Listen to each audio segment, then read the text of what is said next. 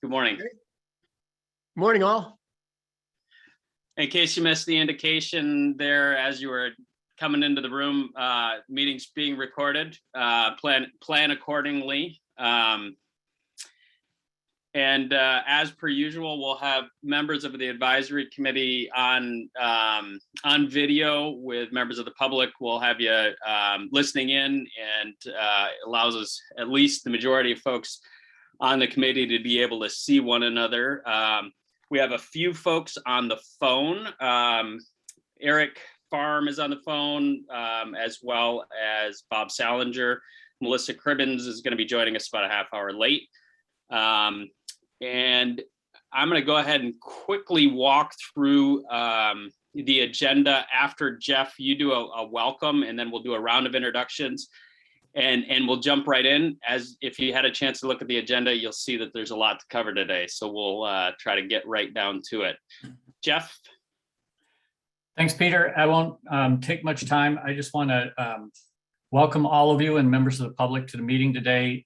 Director Walker is hosting an annual meeting of the National Association of State Land Trusts that's taking place in Portland. She's on the board of that organization. So she and the deputy, Bill Ryan, are not available today to be here at this meeting. Send their apologies and their regrets, but I'm going to cover the bases as well as I can while they manage that conference that's happening. And I think it ends at about 3 o'clock today.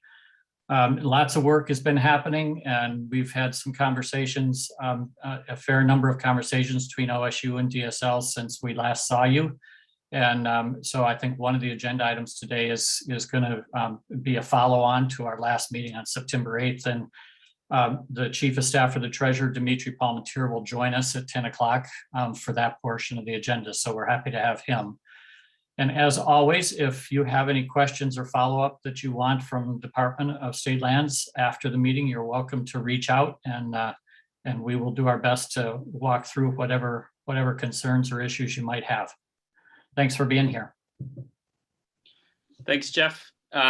With that, maybe we'll do a quick round of introductions. And Mary just sent a note saying that she's going to have to step out for 15 or 20 minutes in the middle of the meeting. Mary, thanks for the heads up. I'm going to just call people out as they appear on my screen, the advisory committee members, starting with Paul Beck. Paul Beck, representing Douglas Timber Operators in Roseburg. Thanks, Paul. Mike Kennedy. Morning, Mike Kennedy. I'm Natural Resource Manager with the Confederated Tribes Siletz Indians. Welcome, Mike. Mary. Good morning, Mary Paulson, Deputy Executive Director for the Oregon School Boards Association. Hi, Mary. Mark. Good morning, everyone. Mark Stern from the Nature Conservancy, now retired. Mark. Colin. Hi, I'm Colin Beck. I'm the Forest Lands Manager for the Coos, Lower Umpqua, and Slave Tribes. Welcome, Colin. Good to see you again. Tom. Hi all, Tom DeLuca, Dean of the College of Forestry. And I guess I'll just take the opportunity to introduce Shannon Murray, who's joining us today and is joined the team as our project director in building out the forest management plan. And Shannon, would you like to say hello and introduce yourself? Sure, thank you, Tom.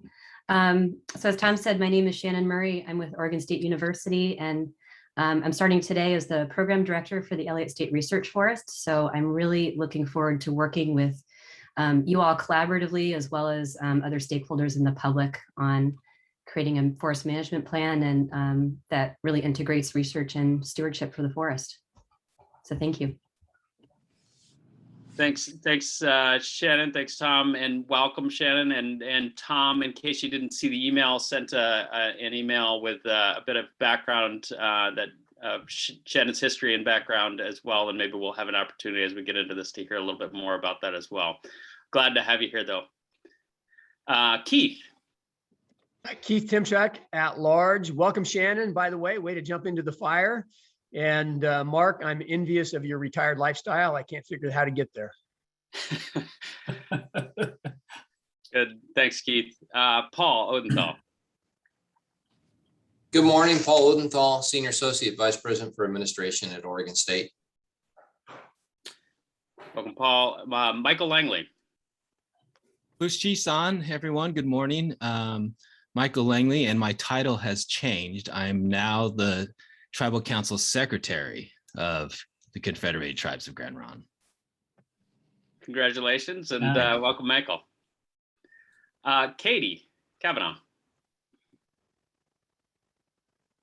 Good morning, Katie Kavanaugh, the Associate Dean of Research at Oregon State University, and just immersed in the Elliott these days, and just a beautiful place to be.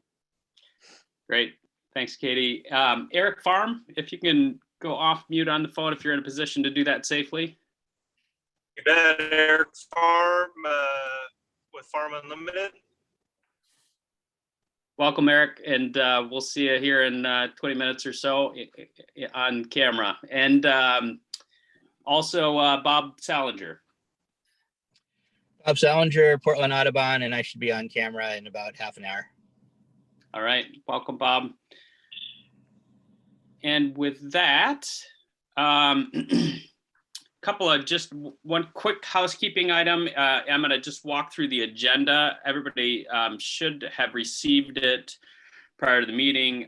We'll go through these quick introductions here and an opportunity for just any general updates, items were relevant or pertinent to the group, but not on the agenda per se that you want to share. I'll just quickly give you a chance to share those.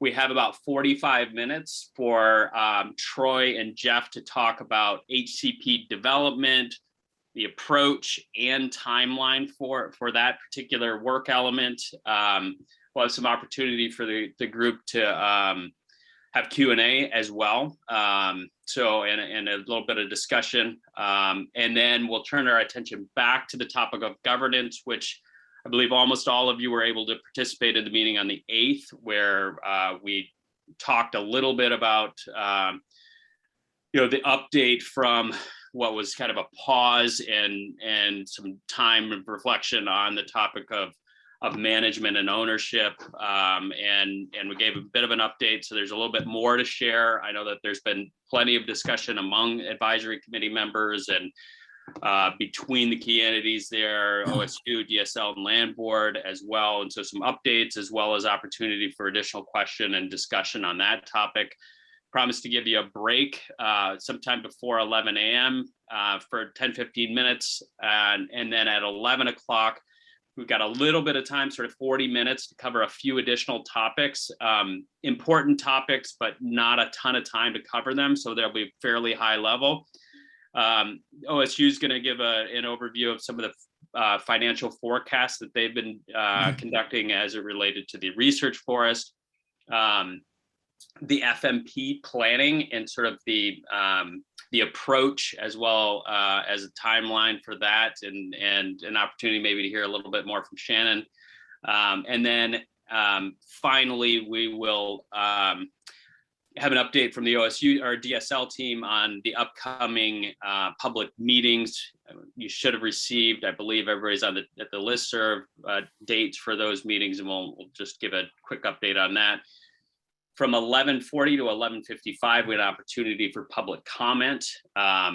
If you would like to provide public comment today, as a reminder, these are public comment is intended to be oriented towards the topic of the conversation in the meeting today. A few reminders for folks as we get into that.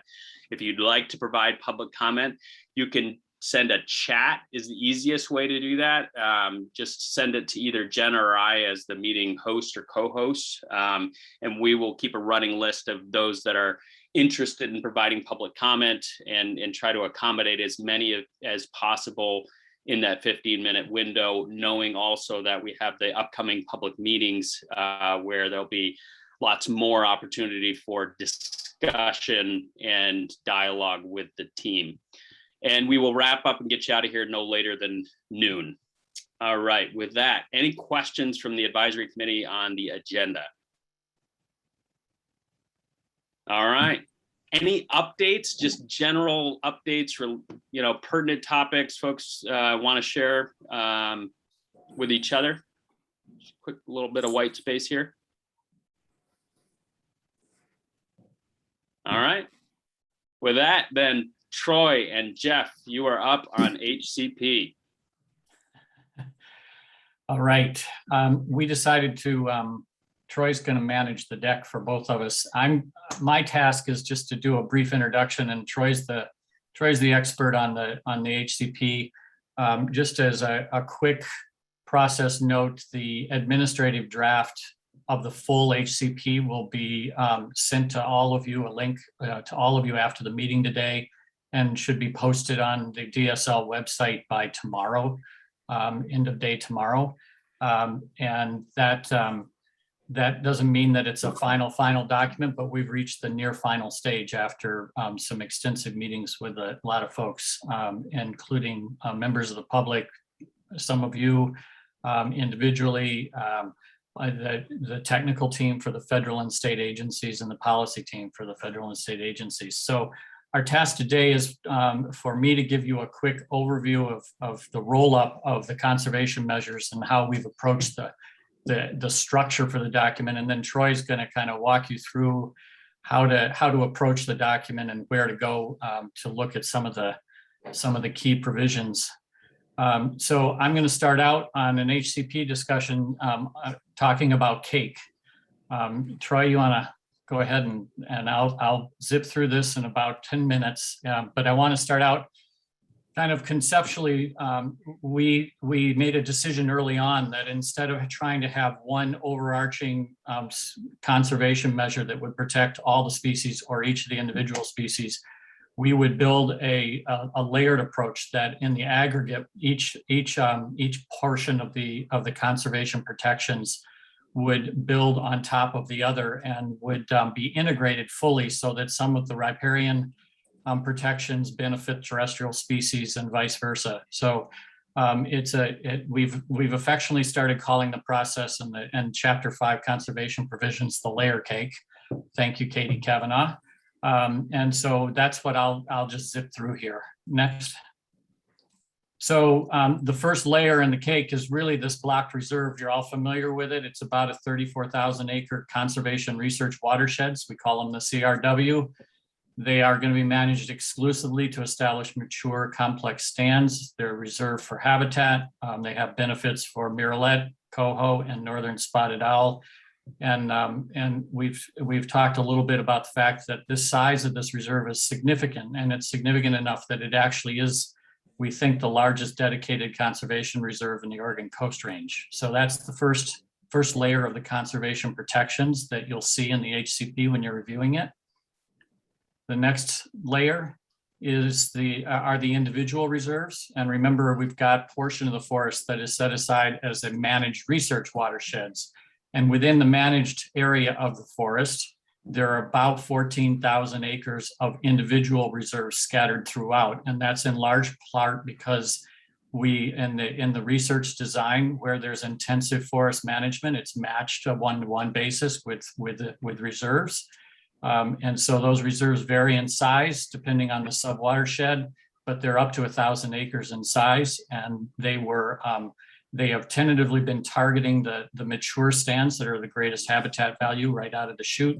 Forest management plan is going to spend a lot of time kind of refining those reserves and the location of those reserves in relationship to harvested areas. But the HCP relies a lot in its conservation protection on those reserves being in the places that we need them the most for murrelet and spotted owl habitat. So the next layer in the cake that you'll see are the riparian buffers, and they're called riparian conservation areas. Those are managed buffers on fish-bearing and non-fish-bearing streams, aggregated across the managed research watersheds, not the entire forest, but just in the portion that's being managed. It's about 6,500 acres that are managed exclusively for the benefit of the species and the riparian structure and water quality. It was something that has been discussed a little bit, but is often lost, is when we start talking about the areas that are going to be harvested in the managed research watersheds, and we talk about the stand density that will be retained. Will we retain 20% of the pre-existing density or 80%? that all applies to areas outside these riparian buffers. So the riparian buffers are overlaid on the streams before the allocations for harvest are put in place, and the protocols for those harvest allocations are the protocols will be implemented outside of the riparian buffers. These riparian buffers, as Troy will mention in a couple of places, are also really important for murrelet and spotted owls, and there are more than a couple of spotted owl nests in areas that are riparian buffers, for instance. Okay, next.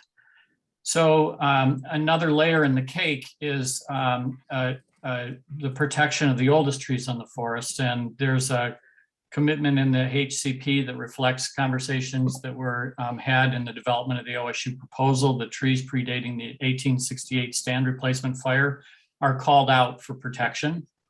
And there's language in the HCP that addresses that, understanding that you've got some issues as you're in the field trying to implement that and understand really exactly how old a tree is and what you need to do in order to have a safe harvest that's happening. But those protecting of the oldest trees are called out in the HCP specifically. The next layer is our harvest limits on trees that are older than 65 years old. So there is a cap that's reflected in Chapter 5 of the HCP that talks about a 3,400 acre cap on harvest of trees that are older than 65 years as of 2020. And throughout the document, reflecting the conversations we had and the OSU proposal, the categorization of trees by age is set in time in 2020. So as the forest grows older, the management context for the provisions in the HCP don't change with the aging of the forest. They are set at age around that 65-year age, earlier than 65 and older than 65 as of 2020. This layer of the protections that are in the HCP talks about that there really is no intensive forest management in stands that are greater than 65 years as of 2020. Those are allocated for extensive treatments or reserves. Next. So in those acres that are older than 65 that are designated for extensive management, we've talked a lot about that. For those of you that are not particularly familiar with what we mean by extensive management, it's generally principles of ecological forestry. And there's a lot that's discussed in great detail in the OSU proposal on that, a little bit less discussion in the HCP. But when you roll it all up, there's about 13,000 acres or 16% of the forest that's managed according to these ecological forestry principles. And that of that 13,000, actually about 9,600 are young plantation stands that over time will be transitioned to being managed on a variable retention harvest that really takes into account a lot of multiple values beyond fiber generation. And it really does mean that those areas allocated to extensive management in the HCP, we recognize that they will be on a longer rotation. They'll have a varying level of density in the stand after the harvest based on habitat concerns and other issues. And they are tucked in and around and recognize murrelet and spotted owl protections that apply within those areas. So this is a really important layer of the cake, and it's where the management intersects some of the habitat protections, and it'll grow some of those young stands to be older. The next layer of the cake really is how we deal within areas that'll be intensively managed. The intensively managed areas in the HCP and in the research design really are limited to about 14,500-ish acres of the forest. All of those acres are less than 65 years old as of 2020. They're all previously in young plantation stands. And I include this in the conservation protection discussion because every acre that's harvested in this allocation area is matched by an acre of reserves in that managed research watershed.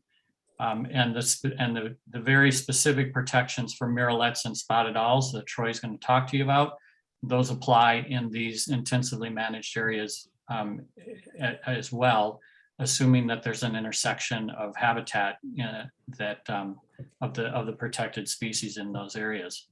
So this is the layering, and if you aggregate each of these layers together, we feel like we've got an HCP that may look a little different than some other HCPs. You go to the next slide, Troy. This is the last slide. It really is built around the integration of these individual protections. And Troy's going to talk to you about the different conditions. There are, I think, 11 or so in all that address and implement each of these layers of the cake. But the aggregate level of protection is really, I think, quite significant in this HCP.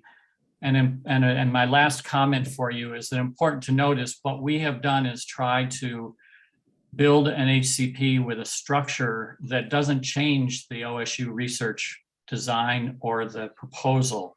All of the elements in the OSU research design and proposal are implemented within the sideboards or capable of being implemented within the sideboards of the HCP. And so we did not start out with the notion of having to change what OSU wants to do to have a vibrant research program. We tried to create a sideboards that would allow the flexibility for that research plan to be implemented and changed over time. So you'll notice that the HCP doesn't lay out spatially how the forest will be managed. It sets caps and limits and sideboards on the management. So that's all I'm going to talk about the HCP, but I want Troy to give you a good sense of how the document is laid out, knowing that it'll be available for everybody to take a look at starting today or tomorrow. And we do have a couple of public meetings scheduled, one next week and one the week following, where we'll have folks that were really involved in the creation of the HCP available for questions and answers by the public as well. Thanks, Jeff. And Troy, before you get started, Paul Beck, you've got maybe a comment or a question, and Ken McCall, representing Oregon Hunters Association, welcome. Glad to see you. Just a quick clarification, and I beat this drum a lot. That no trees harvested with that predate the 1865 fire, whatever it was. That's not exactly correct. That is the intent, to not harvest any of those trees, but the reality is there will be possibly a tree taken for safety, a tree taken for operational requirements. And it's really important that we get that out there, because when it happens, we don't want to have a gotcha. You guys said this and you did this. So the reality is there is a possibility that a tree or two trees or a couple of trees in that age group will be taken. So that needs to be really clear. Yeah, that's a really good point, Paul, and that's why I turned to protecting those old trees. But there is language, very specific language in the administrative draft that kind of talks about how we go about doing that and what might happen that will be the natural consequence of what happens when you're on the ground in an operating capacity, doing your best. Thanks for the comment, Paul. And then Mark Stern, before we get to Troy. Yeah, just two questions, if this is an opportunity to ask. Yeah, knowing that Troy is going to get into more detail, there'll be more opportunity, but go ahead, Mark. Yeah, sure. Jeff, I thought that was a really clear, clean, great presentation. So thanks for pulling that together, because it was a lot to convey and it was nicely done. Just one, in the last slide, it said 90% of the stands that are 65 years older are set aside to age. But I guess I was trying to, if the forest is roughly 80,000 acres and there's 14,000 in intensive, I wasn't quite sure what that 90% is greater than 65 was trying to convey to us. Let's, if you don't mind, let's come back to that after Troy's, and sure. we'll dig in. And Troy, you might want to tackle that as you're doing the detail work too. And then maybe this is for Troy also. I don't know if there's any condition with you on the age of this rotation length for the intensive stand. So maybe that's something Troy can visit on as well. Excellent, thanks. Hi, everybody. Troy Ramick with ICF. Know many of you, but not all of you. I'm the project manager for the technical team that's been developing the HCP, working with DSL and OSU on that. So nice to see everybody again. Tearing off of what Jeff just laid out, I'm going to then take a deeper dive, go deeper into HCP world and really talk about how does that apply to our 3 covered species, the Oregon Coast Coho, Marbled Murrelet, and Northern Spotted Owl. One thing I wanted to, as a jumping off point though, and to connect the dots here, I wanted to point out that everything that Jeff described in that presentation is, that's sort of the outcomes of the research design as it was laid out. And as you all, you worked together on that over the last couple of years.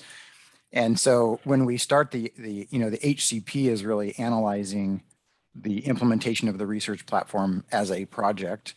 And that's sort of where we start. And I've talked about this in the past. I mean, that's really our starting place for thinking about the potential effects to the covered species. And you can see, based on the layer cake approach, there are quite a number of protections already kind of, pardon me, I had to say it, baked into the cake here. So when we actually start thinking about what are the effects on covered species, we're starting from a pretty protective place. And I think then the rest of the conservation strategy that I'm going to talk about today really does reflect that. So just wanted to tie that in. The HCP is a species-specific document. It's facilitating permits under the Endangered Species Act. And so while we have all of these kind of overarching and umbrella provisions that Jeff just laid out, we do then have to drill down to the species by species analysis and level. And so I'm going to walk through some of that for each of the 3 species here. And then after that, then pull us back for a minute and just provide you a little bit of a brief overview of the HCP itself, and including a little bit of a reader's guide, if you will, as you dive into this new draft, so you can find these additional or new provisions that I'll talk about. So to start out with, we'll start with Northern Spotted Owl. So as Jeff outlined all of the protections, what that means for Northern Spotted Owl is that 80% of nesting, roosting, and foraging habitat for owls are in reserves. So either in the Conservation Research Watershed, the Management Research Watershed Reserves, or the riparian conservation areas. So when I say reserves, I kind of mean those 3 things. When you add on the extensive allocations, you're looking at about 93% of the nesting, roosting, foraging habitat in either reserves or extensive allocations. Then that leaves, of course. Oh, sorry. Troy, I'm sorry. I didn't know if you had a PowerPoint that you wanted to be sharing, and I wanted to be clear that it's not sharing presently. Thank you. It is sharing now, hopefully. Excellent. Yes, sir. You didn't miss anything. This is the first slide. So as I was saying, when you think about reserves and extensive, you get up to 93% of the nesting, roosting, and foraging habitat for Northern Spotted Owls in those allocations, leaving about 7% of the nesting, roosting, and foraging habitat that winds up overlapping with the intensive allocations. We've talked a lot with this group in the past about the fact that the modeling associated with Northern Spotted Owls and how that lays out on the landscape. There are some difficulties translating the modeling that's been done for spotted owls to the sort of site-specific location. And by definition, as you recall, the intensive allocations are laid out in areas that are less than 65 years old, that have had previous harvest and are in Douglas fir plantations. And so even if the modeling shows that there might be some Northern Spotted Owl habitat in those locations, likely pretty limited in quality. And the analysis in the HCP reflects that. Importantly, all of the known nest locations, and I'll dive into this in a second, there are 23 known Northern Spotted Owl nest locations on the Elliott as of about 2017 or 2018. All of those are landing either in the Conservation Research Watersheds, the Management Research Watershed Reserves, or extensive allocations. And there's actually even one in a riparian conservation area. None of those known locations are in intensive allocations. I think that's important and will factor into some of the provisions that I talk about in a second. So I mentioned that there's the 23 active nest locations, and while the actual sort of nest location itself either lands in a reserve or an extensive or a riparian conservation area allocation, obviously owls use more of the forest than just that, that individual tree or that individual point.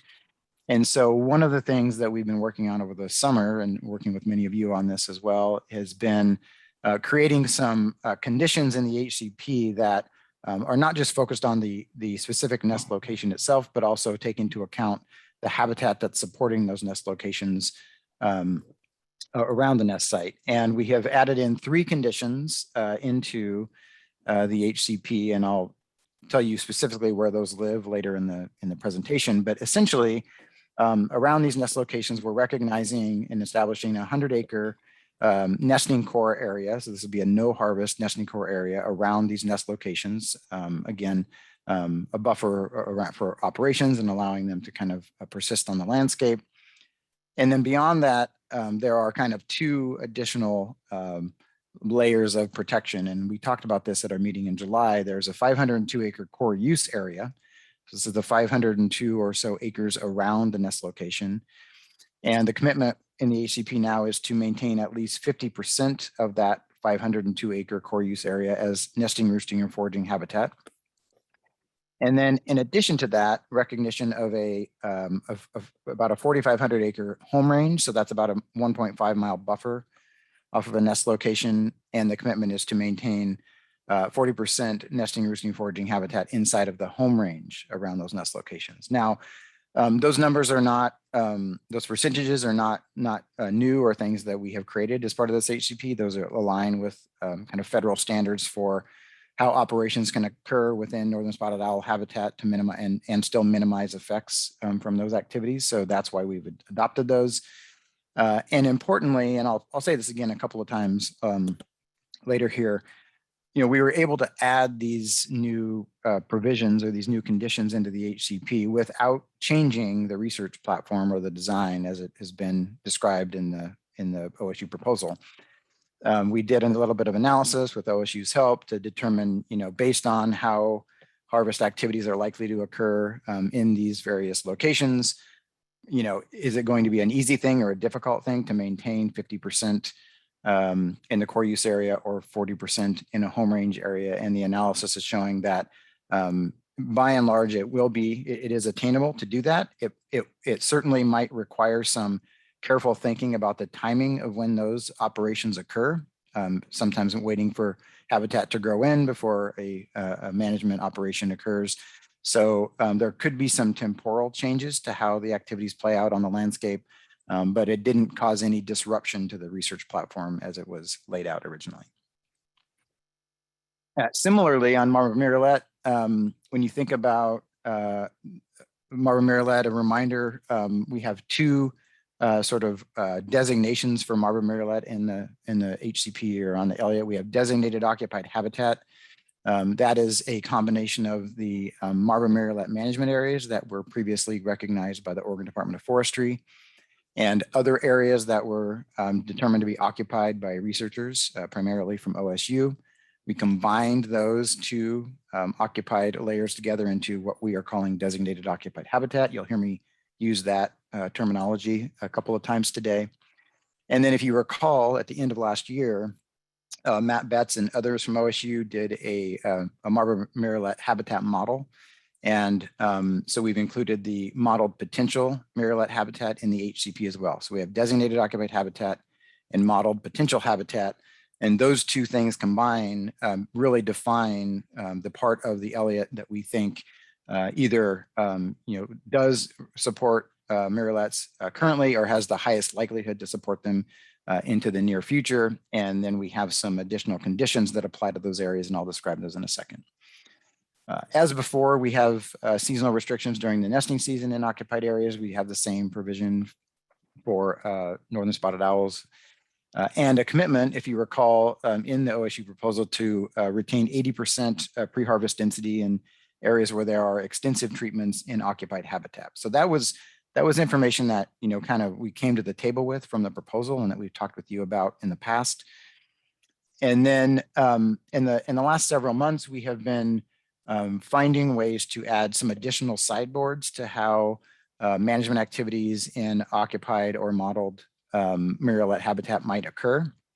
And the reason why we're interested in sideboards for not just murrelet, but really across the board is to certainly provide more certainty about how conservation actions will be implemented and the expected conservation outcomes, but also to provide more certainty on the operations that will be occurring on the Elliott and the research projects that will be occurring on the Elliott, trying to really, and this is the whole purpose of the HCP, trying to really create a definitive line, between what is allowed over here, what is not allowed, and making it very clear so that as operations occur in the future, there's no questions about what is authorized under the HCP and what is not. So we're seeking more and more clarity here. A couple of ways we've done that with Marvin murrelets is that in the areas that are designated occupied or modeled potential habitat that I just described, we have added a survey requirement. So there's a new condition for a survey requirement in these locations ahead of any operations that would occur. And this survey requirement is kind of a three-step process. You can read about this in the HCP, but essentially it's initially a desktop exercise looking to see what the habitat conditions are likely on the ground now. It's very often will be followed up by a field review of habitat potential. And then in some cases, depending on the outcomes of the field review, would result in an actual survey of the habitat. And then importantly, areas that are allocated as intensive that also overlap with the designated occupied or modeled potential habitat.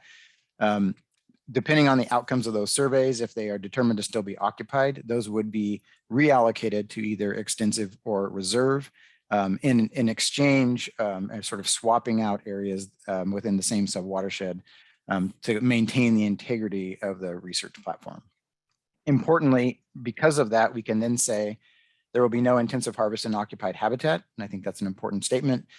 And then in addition to that, we know that there is interest in doing some research on Marvin murrelets and their response to management activities in these locations. Previously, there was a commitment to not do more than 1,400 acres of management in those occupied areas. Since then, we have added in another internal provision to only actually manage 500 acres for research purposes in the first 10 years. And then based on the results of the experiments that happen and the results from the experiments and the research done on those 500 acres, decisions would be made about what happens with the remaining 900 acres. And that's very clearly described in the HCP as well. A couple of things here on Oregon Coast Coho. Actually, on Oregon Coast Coho, there have been fewer changes than on Northern Spotted Owl and Marvin murrelet. So much of what you see here is stuff that we have talked about before, and there's not a lot of updates on Oregon Coast Coho from the previous draft and from previous discussions. But of course, the layer cake that Jeff described results in high level of protection for non-fish bearing streams. In the upper watershed areas, there's the designation of the riparian conservation areas, which Jeff described, and those are focused on both fish bearing and non-fish bearing streams. Depending on the designation, the buffer is slightly different. And the main purpose of that is to manage for delivery of wood into fish bearing streams to create in-stream habitat structure and so forth. The result of that riparian conservation area strategy is you can see a pretty high estimated level of wood recruitment into the aquatic system over time, well into the 90% and 88% in the Coos independent population. Since then, we have added in a couple of specific details about Coho. There was a request from National Marine Fisheries Service and the Oregon Department of Fish and Wildlife to provide more details on potential for beaver management of beaver and kind of recruitment of beaver into the system for more natural and more sustainable Coho habitat creation. And so we've added some additional detail in the HCP about what that looks like and the purpose of that, including a map. There's some modeling that was done by some folks at OSU to actually look at areas where there's potential for beaver to occur or to persist on the Elliott. So we've included that in this draft. And then also included some additional work it's been underway for a while, but we've included some additional maps looking at kind of downscaled climate projections and how that might manifest in stream temperatures in certain locations on the Elliott, so that can be sort of fully accounted for. Potential warming of streams can be fully accounted for, as well as summer low flows and winter peak flows. And so that's just kind of been now included in our overall analysis in the HCP. And then lastly, we have added a new condition, condition 10, which requires a review of harvest management activities by a geotechnical specialist in situations where there's an intensive allocation that might have a slope that is greater than 65%. The intention of this condition, again, within the context of the HCP, is to do a review of those areas to make sure that there's not going to be an increase of a landslide or sediment transfer that could make it into fish-bearing streams and have a potential effect on Coho. And so there's some specific language in that condition that talks about that. And I point that out because that's a little different than what you might see in like the Forest Practices Act, for example, where there is a similar provision, but for slightly different purposes related to human safety and so forth. So that's kind of the deep dive on the species. And then really quickly here, let me just as a bit of a wrap up, I wanted to just take a step back on process for 1 minute and say that, as far as, and I've said this again previously, but as far as all of these changes, these sort of like, I'll just say greater protections for the covered species, we've been able to implement those without disruption to the research platform as described and as understood by you all previously. We've added some additional detail into this draft, just providing more and more context for the decisions that we've made and the analysis that we have in the HCP. Of all of the draft, and I'll show you what those chapters look like in a second, most of the changes were to the conservation strategy, and that's chapter 5, and I'll give you a little bit of a cheat sheet on that in a second. You can imagine, though, that because of those changes, we also made some changes to the effects analysis in chapter 4. So the resulting effects from what is now understood to be the conservation strategy in the draft have caused some updates there. And I think just one other thing I wanted to highlight on this slide is that it's been really helpful, the review we've gotten from members of the public and members of the advisory committee and others, helping us find places where it was unclear or was just maybe inconsistent in the previous draft, and we've been able to really tighten that up. And again, striving for clarity into the future, not just now, but even far into the future during implementation, to make sure that it is very clear where the HCP provisions apply and where they do not apply. So just real quick, I put these slides in here because you're going to get these slides and you can look back at them as a bit of a cheat sheet, but this is the kind of overview of the HCP. There are 10 chapters that hasn't changed. I mentioned that chapter 4 and chapter 5 are those 2 chapters that you'll see the most changes in this draft.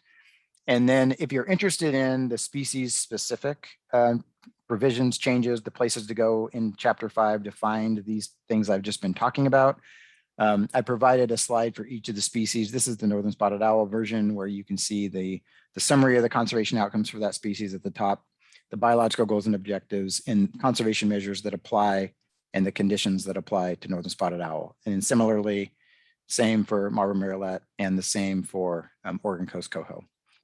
So maybe I'll just close by saying that this draft Jeff mentioned is going to be released later today and available tomorrow more broadly. We will be submitting it to the federal agencies and ODF&W on October 8th. At that point, they will be taking a look at it again, and we've been working with them all along the way to determine whether or not this administrative draft kind of checks all of the boxes from their perspective and can then move into the NEPA process. This has to be analyzed under the National Environmental Policy Act. And that decision, when that starts and what that looks like, is completely up to the federal agencies. And so we're sort of at some point handing the reins over to them. More to come on that process as it shapes up. There will certainly be public involvement in that process as required, including during a public scoping period and eventually during a public review of both the draft HCP and the draft environmental document under NEPA. So with that, Peter, I will stop, and apologies for going a little longer than probably I needed to. No, it's great, Trey. Thank you. Appreciate you taking the time to walk us through that. It's important. And with that, any questions, comments from the advisory committee? Or Jeff, anything you'd want to add before we get to comments and questions? I can say that one reason the administrative draft, we didn't put it out before this meeting, is we've been tweaking and making adjustments based on input that we've gotten as recently as yesterday, on just tightening up the language where it was a little vague and somebody had a question. So that'll come out. And then to answer Mark Stern's question, the 90% of stands and the relationship of intensive harvest in the layer cake on, I think it was the 10th slide, Troy, that is 90% of stands that are greater than 65 years. And the relationship of intensive as part of that equation is that the cap on intensive is only in young plantation stands less than 65 as of 2020. So that's how the 90% relates to the areas that are intensively managed.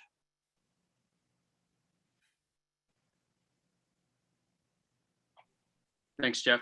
Other comments or questions from the committee? Yeah, Bob Salinger.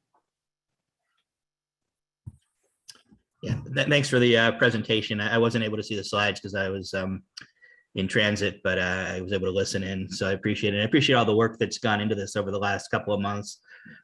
Just want to flag that we still do have a number of questions. We sent you some preliminary ones, I think in the end of last week. And we'll probably have a few more that as we work through it. And it also just wanted to flag, the ongoing concern. I know there's a disagreement here, but with the timing with the FMP, because I think this is a much improved version for sure. But the FMP really, I think, provides the details as to how this really lays out on the ground and whether it's really viable in conjunction with the research platform that's been developed. And so we continue to have ongoing concerns that the HCP goes in while the FMP is still in it's just beginning. And that's really a timing issue that's developed over the last year. They were supposed to be more synchronized. So I just want to keep flagging that because I think there may be bumps ahead that we're going to have to really work through that may require further adjustment. So thanks. Thanks, Bob. Yeah, and we've had, I just want to acknowledge that we've had a lot of conversations about that, and Bob's right that he's been clear about the feeling about the timing of this, and our sense is that the federal process has at least an 18-month time to it, if not a couple of years baked into it, and so part of our worry here is to get the HCP in so that process is started before all the work is complete, so that we have a forest that's ready to go in a couple of years' time, as opposed to 2025 or something out that far. And I guess my last point on that is just to encourage and everybody, and make sure everyone knows that because the federal process involves a public comment period, and there is the capacity to work on tweaking the document as the FMP process unfolds, if we do find that there's an issue that we need to address in order to ensure better protection or conservation for the species in the context of the FMP that needs to be translated over to the HCP, we're not going to be resistant to doing that. We'll work on that issue by issue as it comes up, if it does. Thanks, Jeff. Tom, anything you'd want to add? And I would note that later on during our morning session here, we have a chance to hear from OSU about the FMP approach and timeline. Yeah, no, I don't think I need to add anything here. I think Jeff summed it up really well. So, and I'll wait till we have an opportunity to talk specifically about the plan to maybe expand on that. Great, thanks, Tom. Any other comments or questions from the committee?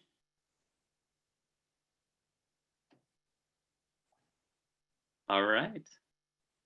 Okay. Well, thanks again, Jeff, Troy, and the team. Really, I mean, you two for making the presentations and for the many of you who have put hours and hours of work into the HCP development and review and input and suggestions and responses, etc. It's been a major undertaking, and appreciate the hard work.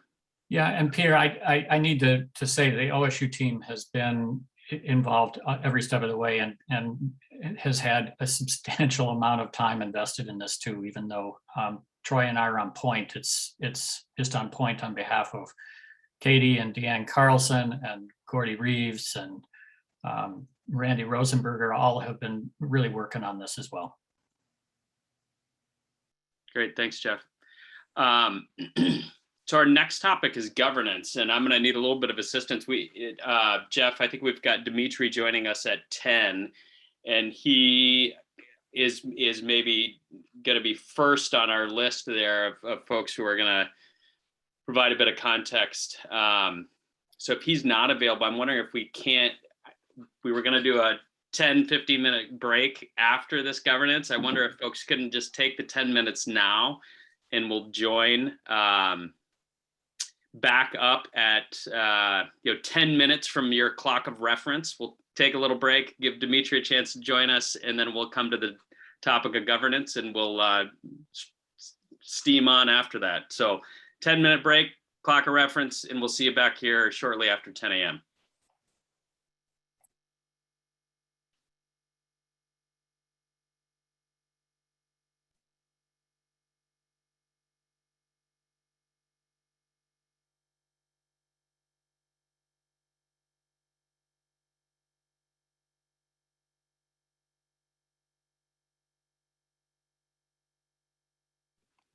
Dimitri, we just missed you. We're gonna do a 10-minute break, and then we'll come to you. Okay. I just sent him a text before you called the break. Sorry about that. No problem. Thanks.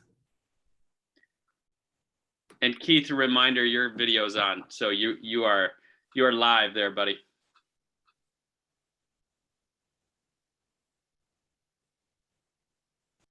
Yeah, no, I'm just kind of hanging out. So see you in a few.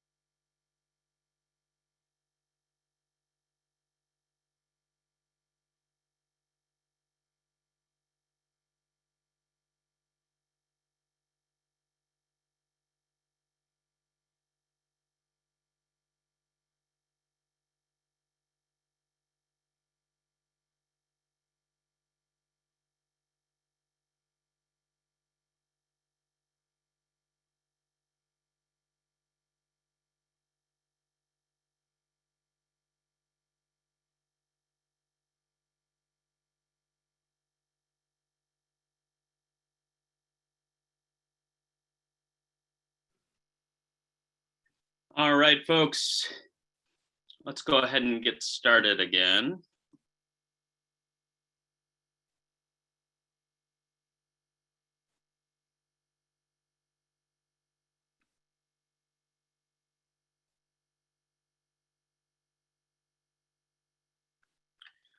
And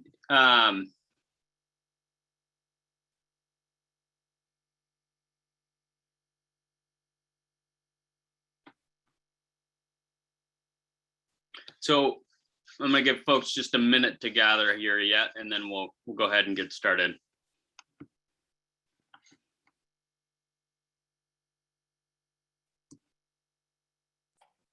Hey, Peter, this is Jeff. Katie Fast from Oregon State is trying to get on and doesn't have the link, and I'm forwarding it to her, but if Jenna might be able to send that on, that'd be great. We will take care of it. Jenna and I can, or Jenna, are you in a position to send the registration link? Yep, on it. All right, thanks.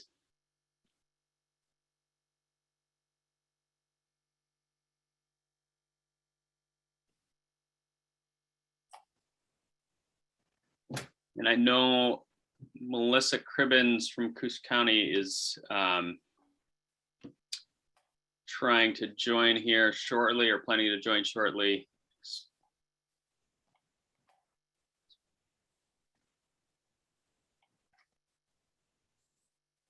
And I also expect at some point Asha will be with us, representing the Outdoor Council. So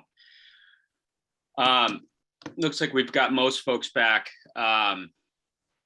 So by way of reminder, as I said at the beginning of the meeting, at the September abbreviated meeting and the meeting we added to you all's agenda, our plates, between two full advisory committee meetings, we had a bit of an update on the topic of governance, really, and conversations between OSU, DSL, and Land Board Assistance related to kind of rethinking the ownership and management structure, and to address some big concerns that had arisen over the course of the past couple of years, and really trying to work through some really difficult issues. And I know there's been a fair amount of conversation, as I said, amongst you all, between you and OSU, DSL, and Land Board Assistance. And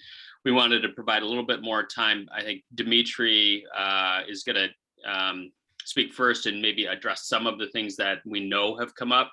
And then Jeff and Katie Fast from OSU have worked together to develop a bit of a timeline and talk through kind of the approach, which I know there were some questions and comments about last time. And then we do hope to have a little bit more opportunity for some questions and discussion with you all. So with that, Dimitri, I'm going to turn it over to you. Great. Thanks, Peter. Also, I just want to begin by passing along thank you from my boss, the treasurer, as a member of the Land Board, for the continued hard work and engagement by the advisory committee. We know it's been a long haul, and you guys have done a tremendous amount of work, so we really appreciate that. And also just thanks to the public for sort of hanging in here as well. And there's been, and obviously this has been a long conversation where we're trying to find the right path forward. So I appreciate the continued engagement by the public as well. You know, one of the things that we heard last time, I'd say sort of two buckets of concerns, just to reiterate, was anxiety and anxiety / lack of awareness, lack of familiarity with what public corporation was, sort of in one bucket, and then in another bucket, anxiety about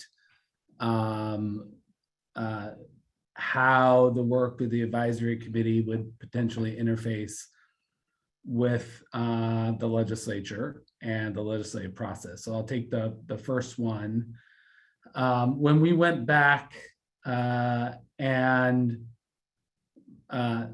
recreated some of the conversations that had occurred between DSL, land board assistants, and OSU, and thought about what were we trying to accomplish on the governance side that led to the idea of a public corporation that sort of surfacing. I think the three biggest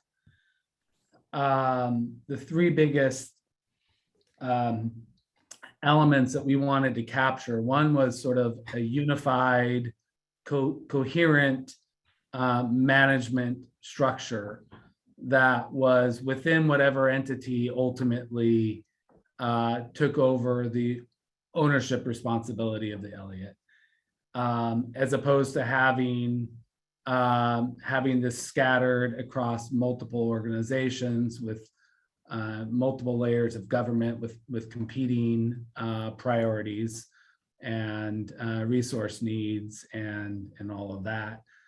We talked about, how does liability around the HCP, around some of the questions around litigation, around some of the financial liability, if it stays with the state, what does that really mean in terms of governance structure, and how does that get aligned with whatever new organization is out there? And then just, the very nature that this isn't, this was not a situation where Oregon State asked for, nor DSL and by default the public were going to say effectively, Oregon State, here's a forest, go manage it, go do whatever you want. And if you go back to sort of what the land board embraced, it was a bunch of multiple competing public interests around conservation, working forest, recreational access, climate research, and those are all things that you were familiar with. So what does that mean when you start to layer all of these additional public benefits, these public desires attached to a public forest on whatever the new entity was? And so I think out of those conversations, there was primarily a desire to say, let's not just dump this inside an existing state agency where you're going to run into challenges around prioritization, budget, resource constraints, whatever the various disadvantages that I think that have been identified in that conversation were. We sort of landed on the public corporation, not as a ideological or philosophical effort to sort of capture the sort of semi-private nature of the public corporation that's allowed in statute. And really what we landed on is that as a way of having a unified management structure, of having a sole purpose, a mission that can be pointed to in statute that would bind the direction of the forest beyond the individuals in this conversation, in addition to an HCP, in addition to forest management plan and whatnot. I think in the conversations that have been had since then, there's, I think acknowledgement that maybe what we need to do is step back a little bit and think about, again, try to have the advisory committee capture all the principles that we're trying to align here on the governance side. And I think most of that work has largely been done. I think it's not a nature of recreating the wheel. It's, I think it's work that you all have largely accomplished. And then there's going to be a fork in the road about trying to find in statute what the right governance piece is. And one of the things to consider as we went back and looked and asked some questions at DOJ would be, I perusing the statutes, just an example, landed on the South Slough estuary and sort of effectively asked, what is, from a governance standpoint, what is the South Slough estuary? And the answer I got back from DOJ effectively was, it's a public body. It's a standalone public body that has in statute articulated relationship to DSL that stems from how the estuary came to be around land transfer, as well as an articulation about the land board's responsibility around effectively serving as a backstop on disagreements related to deviations from agreed to management of the estuary reserve.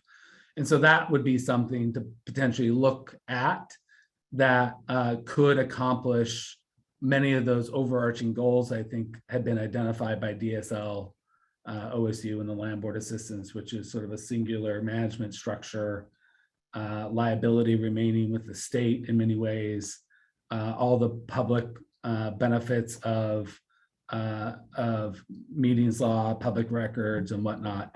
And I think in writing that advisory committee, digging in and sort of transferring that body of work around the governance principles that have already been accomplished, some of those could be written into statute in that form. Some of those could be later agreed to by rule.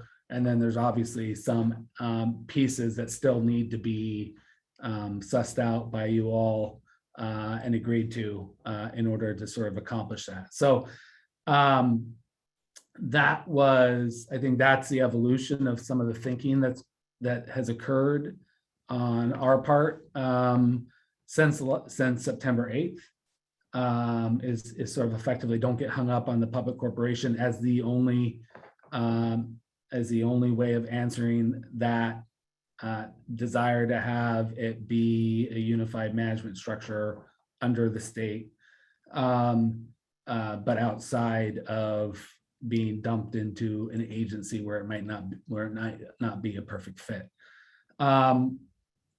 Then when it comes to the sort of the question around how does this interface with the legislative process, I think we always anticipated that there would need to be a legislative adjustment. I've never really been particularly concerned about how the recommendations of the land board vis-a-vis the work of the advisory committee would work its way through the legislative process, because I think we've always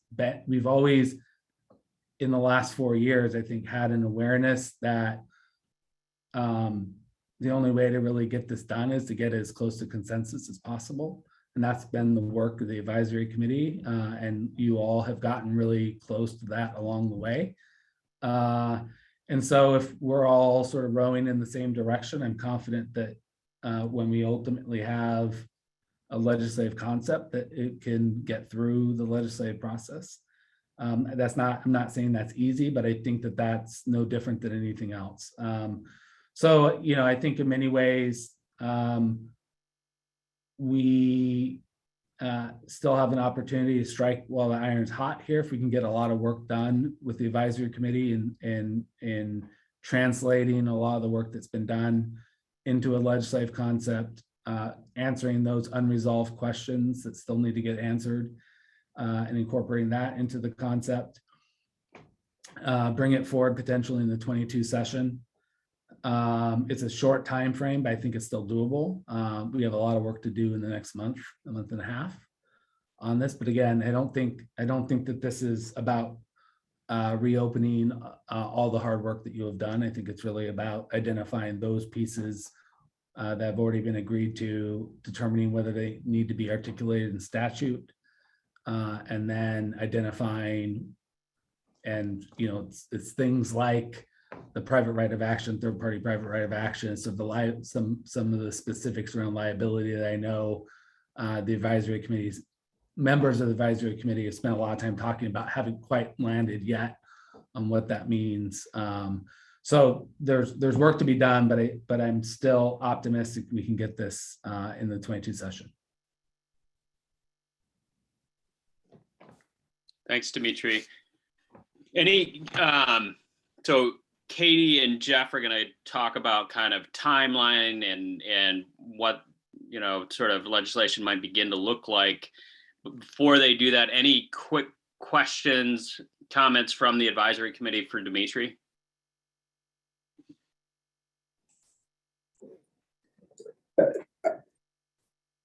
I would just say, Dimitri, I just really appreciate the time and effort you're putting into it, and you're, thinking through the public corporation thing, and then also sort of continuing to look at the South Slough model to see if that's another way to address the concern. So just your ongoing activity to sort of be open-minded to how can we make this work. So appreciate your engagement and leadership there. In for a penny, in for a pound.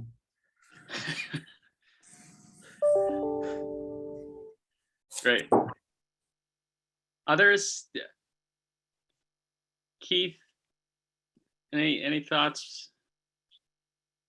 Let's see you. I couldn't tell if you're gesturing. I was reading it. It looked like maybe you're going to weigh in. No. But I think I'm really interested in the public corporation process. The South Slough, I think, is really, because it's relatively close to me. I know a little bit about it, and I think it's sort of a really well worth considering as an elegant structure that may work particularly well for us.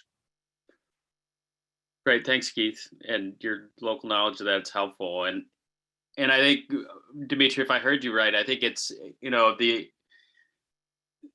it sounds like there are a variety of different tools in the toolbox, so to speak, and mechanisms that the group might be able to draw on. And key to the near term work is sort of agreeing to what are the principles, what are the elements that need to fit into this governance structure, and then how do we best house it as kind of the next piece of work. And we've got, sounds like, a couple of different mechanisms that we might be able to utilize within the state to help create a structure around it that really is well suited to an Elliott State Research Forest specifically. Yeah, that's absolutely right. I think the growing awareness is that you're not going to create a new state agency in order to run the Elliott. You have to you want to maintain it as a state forest, a publicly owned state forest that reflects, again, all of those things that we talked about. And then it becomes like, you have some options, dump it into an agency, make it a responsibility of an agency, which I think everyone agreed to, had some real challenges about focus, divided management, et cetera.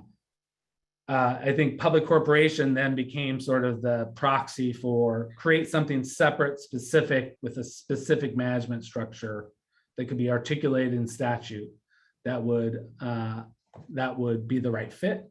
And I think what we've subsequently learned is that there are other ways of creating a public body in statute that isn't an agency, isn't a public corporation, that should also be considered strongly. And the easiest way of articulating it, again, not just as a sort of proxy standalone way of people to understand that, would be to look in statute at how the South Slough Estuary Reserve is constructed.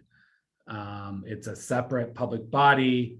It has articulated in statute a very specific and limited relationship to DSL. Again, that could be in whatever the Elliott is, and whatever those pieces need to be articulated in statute can be articulated in statute. So, I think it really is about continuing the work and, transferring those agreed to public governance management functions, identifying which one of those need to go in statute, identifying where we have work that still where we have answers that still need to be embraced by the advisory committee, ideally in a consensus way, and then getting to that juncture and saying what's the right public body to really model this after. And I think the most important thing I wanted to convey is I think you've got a couple different options here when you get to that juncture that we can consider. Thanks, Dimitri. It's helpful. Paul, back, and then we'll see if there's any other comments, and then I'll go to Katie and Jeff. I'm not I'm not familiar with the structure of the South Slough. Do they have employees?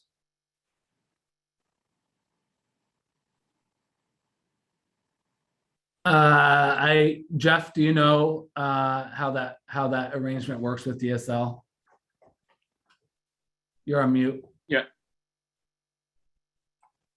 Yes, they have employees. I'm not versed on the relationship and the directness of supervision and all that. I know they have an oversight board that is responsible, that the director of the South Slough is responsible to, and that board's responsible for some of the management decisions on the South Slough.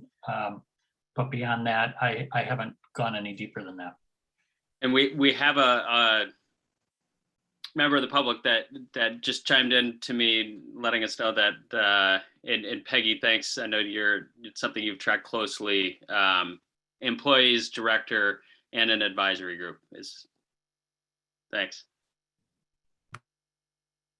Any other comments, questions, knowing we're going to get into the kind of timeline and approach here for the near-term actions?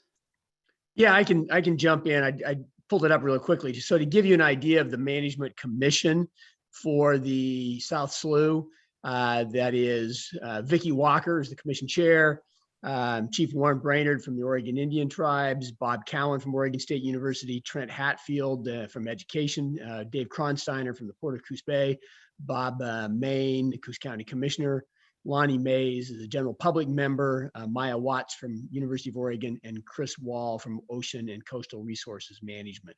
So there's a mix of certainly public bodies and more quasi-private bodies as well. So it sort of fits in a lot of ways. Thanks, Keith. Jeff? Yeah, I was just going to say, I think that what we did learn in discussions with the Department of Justice was that there is absolute freedom in the structuring of the management of a public body in a way that's very similar to the freedom that you have or flexibility you have in structuring the management of a public corporation. So the South Slough, again, is an example, but it doesn't have to, there's not any inherent limits that would require the same structure as the South Slough if we were to do a public body for the Elliott State Research Forest. Thanks, Jeff. And takeaway there is, in fact, I think a lot of flexibility, right? A lot of opportunity to create something that serves the purposes of the Elliott. With that, maybe we'll save a little bit of time at the end here of this segment for additional question, comment, discussion. Jeff and Katie, I think, Jeff, you're up first. And Jenna, I think we have you sharing the screen with a few slides here. Great. Yeah, and Jenna, you can go to the second slide. I think we've got 3 slides we wanted to talk with you about. So Katie and I have been working to try and flesh out initial thoughts on what would be the process if we're going to develop legislation for the forest in anticipation of accomplishing that legislative strategy in the February 2022 session. What's the timeline and the steps that would be involved in doing that? And in particular, how can we do that? What we need to do with the legislative timeline that Katie is very versed in while we're working with you all, so that we're assured that as we move along, we're not ahead of you, and we've incorporated your thinking and your guidance to make sure that the legislation that is ultimately considered in the February session is reflecting the issues that you really think are important.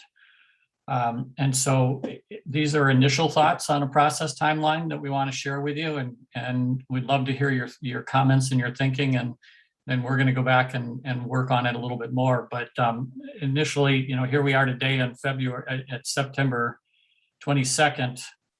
In order to meet the legislative timeline with certainty that we're going to do that, we really need to develop the legislative concept, at least a first cut at it between now and the end of October.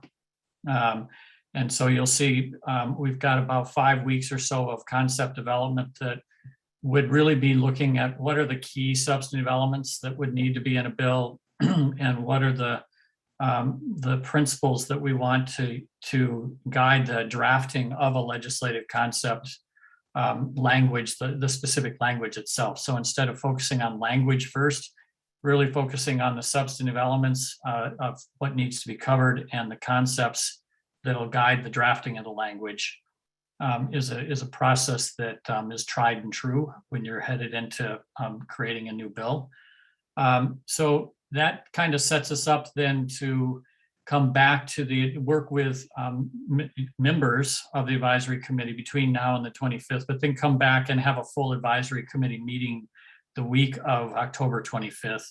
I think right now, a long time ago, we scheduled a fall advisory committee meeting for, I think it was the 10th of November or something early in November. And so I think part of this pivot would mean we probably want to shift that meeting from the November timeframe to be sometime in the week of the 25th.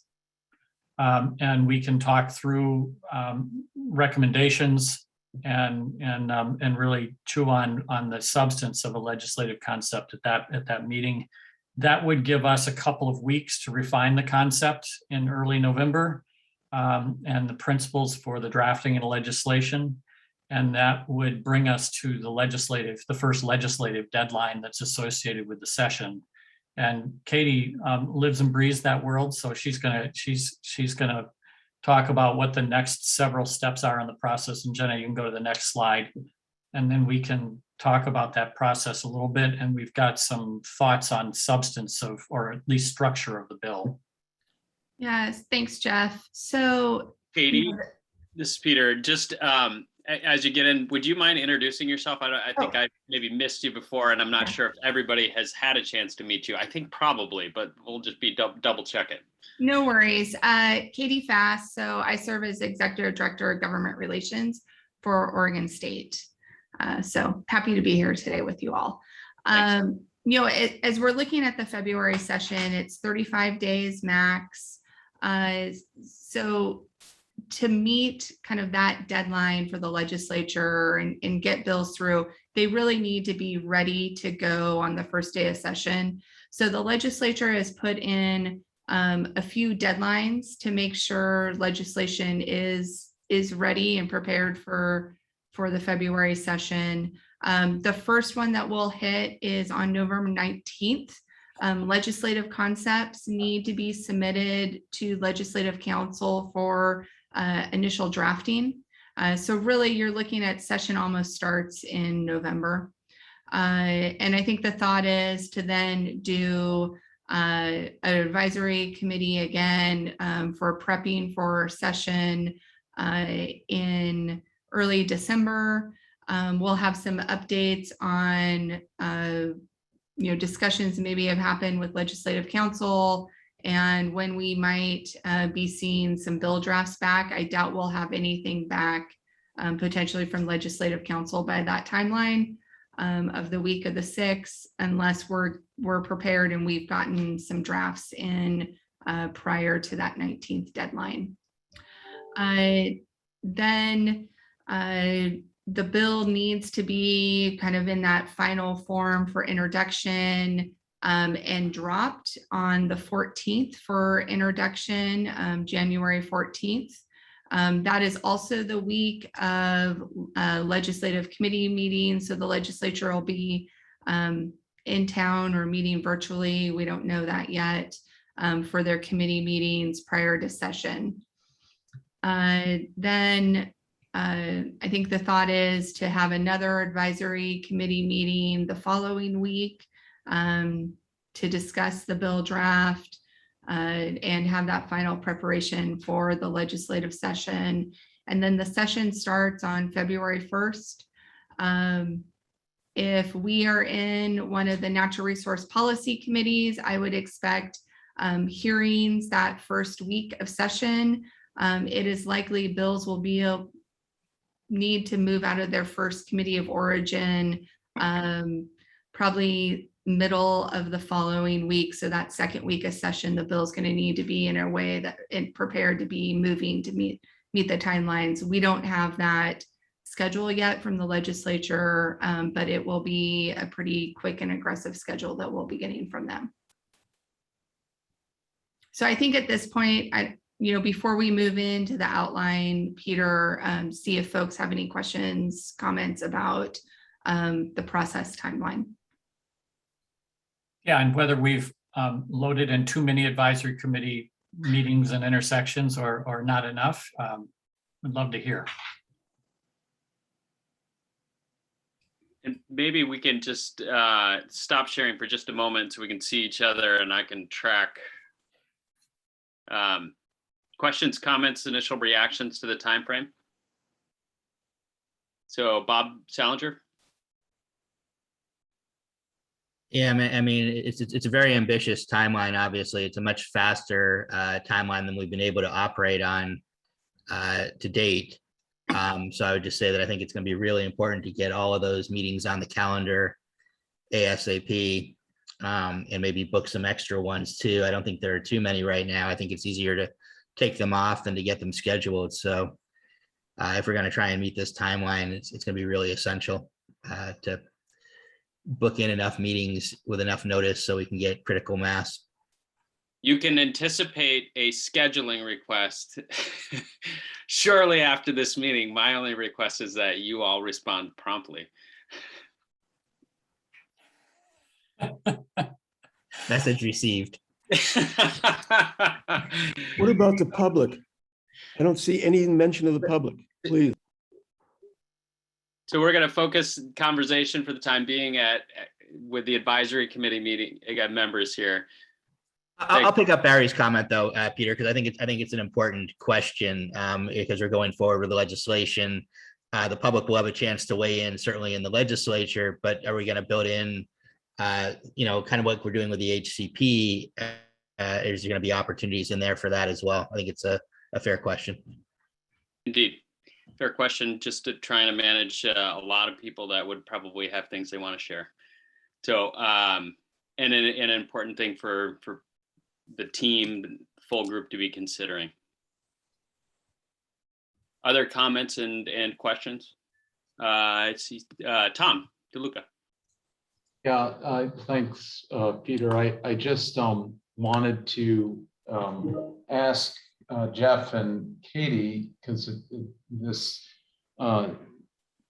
pursuing the legislation in February and on this tight timeline, does this then create the benchmark for the decision making that's necessary for the land board? So up to this time, we've been talking about the FMP and the HCP being the primary benchmarks by which decision-making at the December 2022 land board meeting would be based on. And now this sort of changes that calculus somewhat and puts the legislation in the driver's seat, because if that decision is made and the legislation's passed, it may change the pressure points for when other documents need to be completed, and if that makes sense. So I'm just asking the question. I don't have an answer here. And so Katie and Jeff, if you could take that on. I might defer to Jeff and then I'll fill in with my thoughts. Thanks, Katie. We could throw Dimitri in the mix too. I was gonna say, why don't I save you from that anxiety? It's a great question, Tom. I mean, I know the land board has a strong desire to continue moving forward and to capture the momentum and the work that has gone in to date. And I know that the governor has expressed publicly,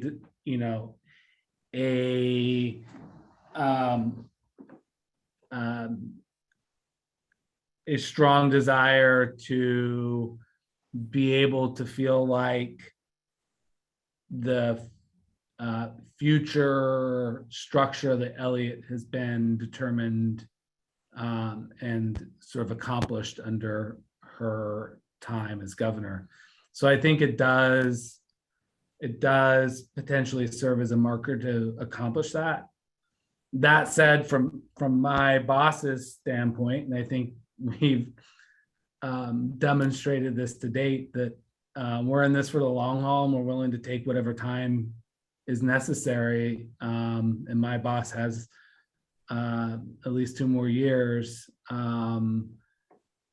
where he can continue to engage in this conversation. So, I think it's important that we get it right. I think the February session allows us to sort of codify the governance pieces haven't been agreed to, but obviously the HCP and the forest management plan are going to be on a different timeline. They're not, I don't think there's any way to wave a magic wand and put those on the exact same timeline that this would be on. So I don't know if that answers your question, Tom, but that's the way I think about it. I think it does. I guess yes. I mean, we've been looking at the FMP and the HCP completion prior to the December 2022 board meeting as our, benchmark. And I just wonder if the legislation, if it were to pass in the, February session, that that serves as a key benchmark in terms of the land board's concerns about timing. It doesn't mean we just relax or something, or the question about public input and, does it mean we need to have a longer run-up to accomplish this? I don't know. I guess I just, but it seems like that would be the primary benchmark if it were to be accomplished by the end of this. I think it serves as one type of benchmark, but I think there's another benchmark which relates to the beneficiaries, which is, I think that we obviously have received a lot of patience from organizations that represent those beneficiaries around having some of those organizations representing the beneficiaries we I think we owe it to them to continue to roll up our sleeves and get these questions answered as soon as we can, so we can have hopefully all the benefits at the end of this that we've all been so excited about, in terms of certainty around working forest management, research, recreational, all those things. And so, getting the FMP and HCP done obviously becomes a critical piece that's sort of being done with the Elliott. And so, yes, it might answer some subset of the political questions, but we need to make haste on the other ones as well. For sure. Thanks, Dimitri. Thanks. And Mary Paulson was up there for a second. I'm not sure if she wants to weigh in, and then maybe ended up having a bad connection. So Mary will circle back to her if need be on the beneficiaries topic. In the meantime, why don't we go Mark Stern, then Bob Salinger. Yeah, thanks. Dimitri, you kind of answered my question, I think, related to sort of funding and decoupling and the beneficiaries. And I just wondered if that potentially anticipates a second legislative piece in a subsequent session to sort of address some of the other things that I think wouldn't be addressed initially here. Yeah, I mean, I've always maintained that it's going to be a lot easier to figure out the financial decoupling component once we get all of these other questions answered. And if we can maintain the consensus, then I think the solution space is broader on the decoupling question. So it doesn't matter whether it's federal partnership or state leadership on decoupling. I think putting this thing on the trajectory of being finally answered will make that easier. Yeah, thanks. Thanks, Mark. Bob? I just wanted to follow up on Tom's question and comment. And I know I'm a bit of a broken record on this, but the FMP is really critical. Beginning in March of 2020, we started really kicking a lot of the questions that were coming up to the FMP. The answer was always, we'll address that in the FMP. We'll get to that in the FMP. And, without that, we don't really have a good picture of what this looks like on the ground. There's just a lot of uncertainty. And so, much as I hate to say it, because I think the timeline is going to be brutal, I think we've got to put put really a priority on moving that forward too, so that we have a pretty good sense of what that looks like by the time this hits the legislature in February. Yeah, And I totally so I hope we can be substantially through that at the same time that we're working through all these other issues. I don't know how we get that done on this timeline, but I think it's pretty essential. Yeah, I agree, Bob. We're agreed on in terms of making sure we keep the pressure up on that and keep it moving ahead. I just wondering about that, in terms of, we want to do things right, and doing things right is more important than being in a haste and getting it wrong and then regretting it after the fact. And we all know that, but no, I totally agree that the two need to be informing one another, and there, we will, anyhow, we'll get to the FMP a little later on. I want to take time on that right now. But. Thanks. Thanks for the question, Bob, and Tom for the response. Paul Beck. I guess I've got to disagree with you there, Bob. We know what the management plan is going to look like, because it's going to be guided by the HCP and it's going to be guided by the research platform. We know 95%, 99% of what it is going to look like, because it is going to be guided by those two things. And we can't know with certainty what every single detail is going to be, but we know what most of it's going to be, the largest percentage of it.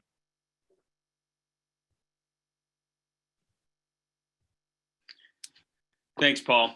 And you're right that those are the principal building blocks. I see Tom's head going up and down, affirming that as well. And there are questions, and at some point, there is also an element of everybody's going to make a bit of a step forward into the unknown together to get this done, and with as much clarity as possible on all the issues that you care deeply about, and they differ depending on which perspective you join this conversation from.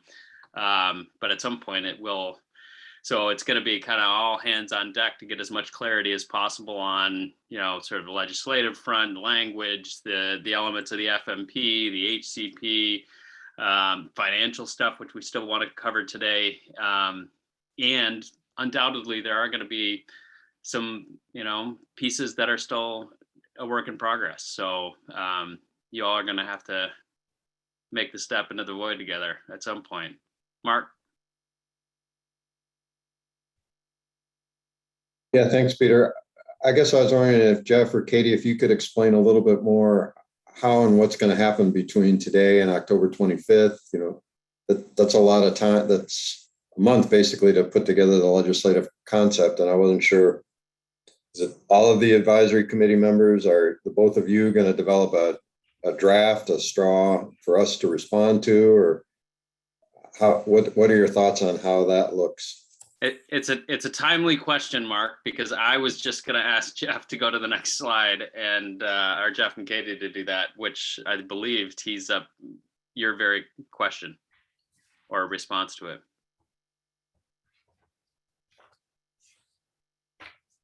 I think that next slide does. So Jenna, go ahead. And what Katie and I have spent a little bit of time on, and I don't want you to think we've gone deep and feel like this is fully baked, but what we have done is kind of taken a look at some of the other pieces of legislation out there that establish public bodies. And we gave you a copy of actually the Willamette Falls Locks Authority, I think at the last meeting.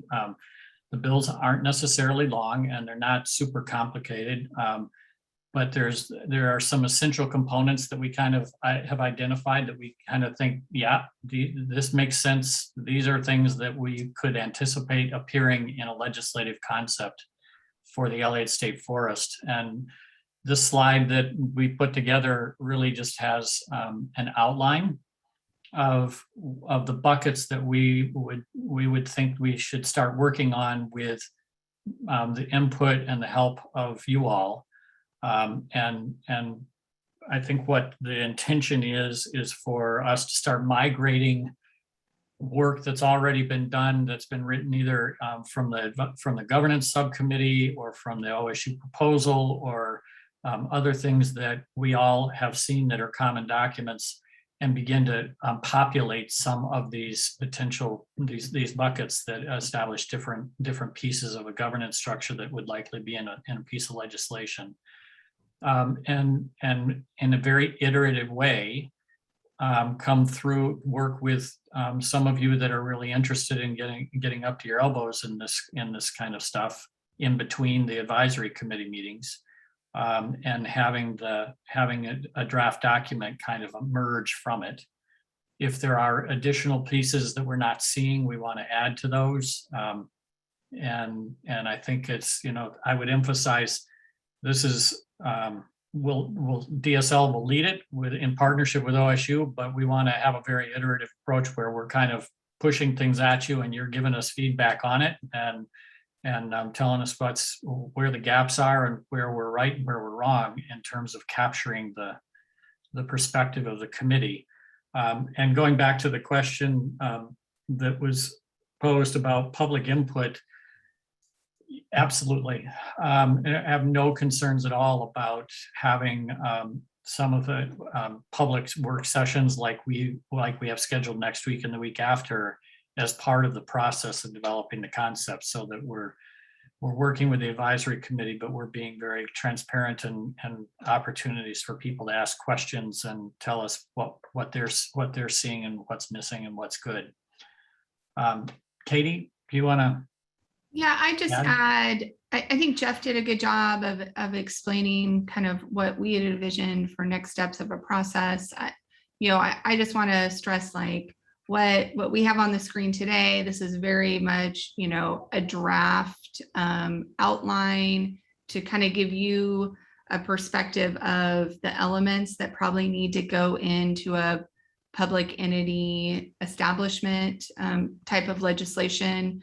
And also that, we recognize, I think everyone recognizes the amount of work that's happened from this group and your committees. And, as Jeff said, that is going to inform a great deal of the elements, especially around, the research mission, and other pieces. There are going to be, there's a few elements that we need to work through that are going to be new, that haven't been discussed before or have been discussed and there aren't agreements on. And so coming to agreements over the next few weeks is going to be really important. And we held starting that work until today because we wanted to check in with you all and make sure that we were not out in front of you. But if you look at this list and say this is a good starting place, and this approach makes sense, then the work would begin tomorrow, and we would actually begin to populate some sections with the principles of a concept that deal with different pieces, and begin to set up an approach to kind of gathering input from those of you that want to participate informally to help with the drafting.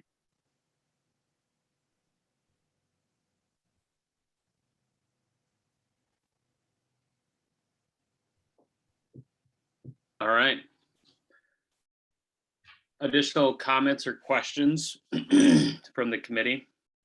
And specifically, obviously, you've not had much time to look at this and react to it, but if you see elements that you would have anticipated being here that aren't on the screen right now, it'd be helpful to know that. And obviously you'll have some additional time to think about that and give feedback.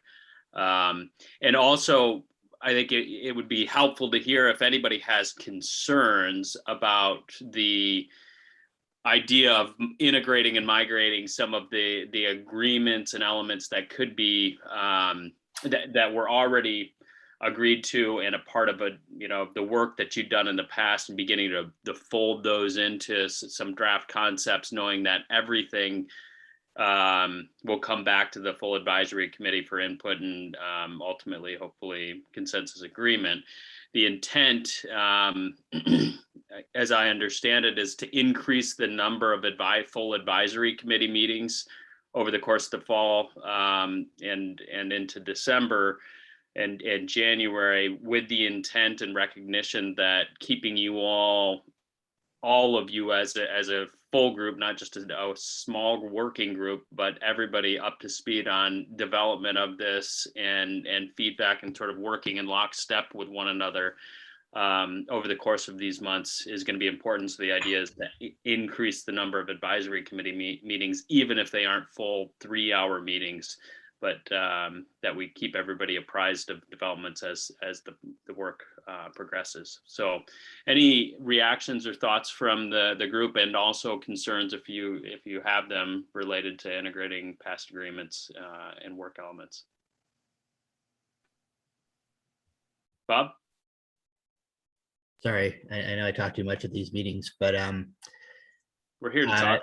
There are some elements, and I'll send you a list that I think we may want to consider. I think this looks good as a starting point, but I think there's a question of how much detail should be in something like this.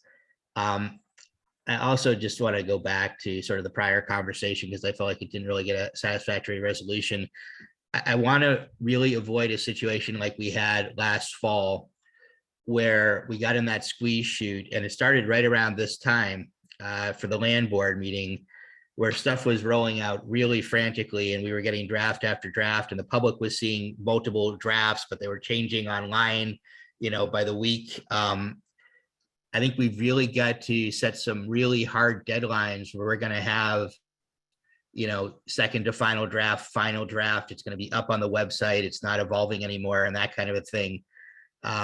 And so I think really making sure that we have that kind of stuff, so we don't wind up in that squeeze chute again, because I think it disenfranchises the community when that happens. It's one thing if you're a committee member to track. It's another thing if you're a member of the public and stuff is kind of rolling out piecemeal and iteratively. There's got to be a stopping point where it becomes relatively clear as to what's happening. I agree with you, Bob. That's an important piece of the process that will line out better than what the timeline does now. But it'll have to be a real priority to have access to review in discrete chunks something, and then put it on the shelf and work on the next chunk and put that on the shelf and gather it, and then and find moments in time where we stop and look at the collectively what we've done and get feedback. Thanks. Other questions or comments from the advisory committee?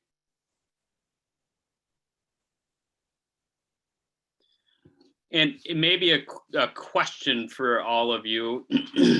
Would you, and duly noted about the cadence of the work and the increased number of advisory committee meetings, would you like to establish a working group to focus on this? I mean, there was the governance group that existed previously, or given how quickly things are going to be going, work more informally and have OSU DSL reach out to each of you individually, get your feedback, and just kind of keep it a little bit more dynamic, knowing that the advisory committee meetings are going to be the primary point of full group discussion on this.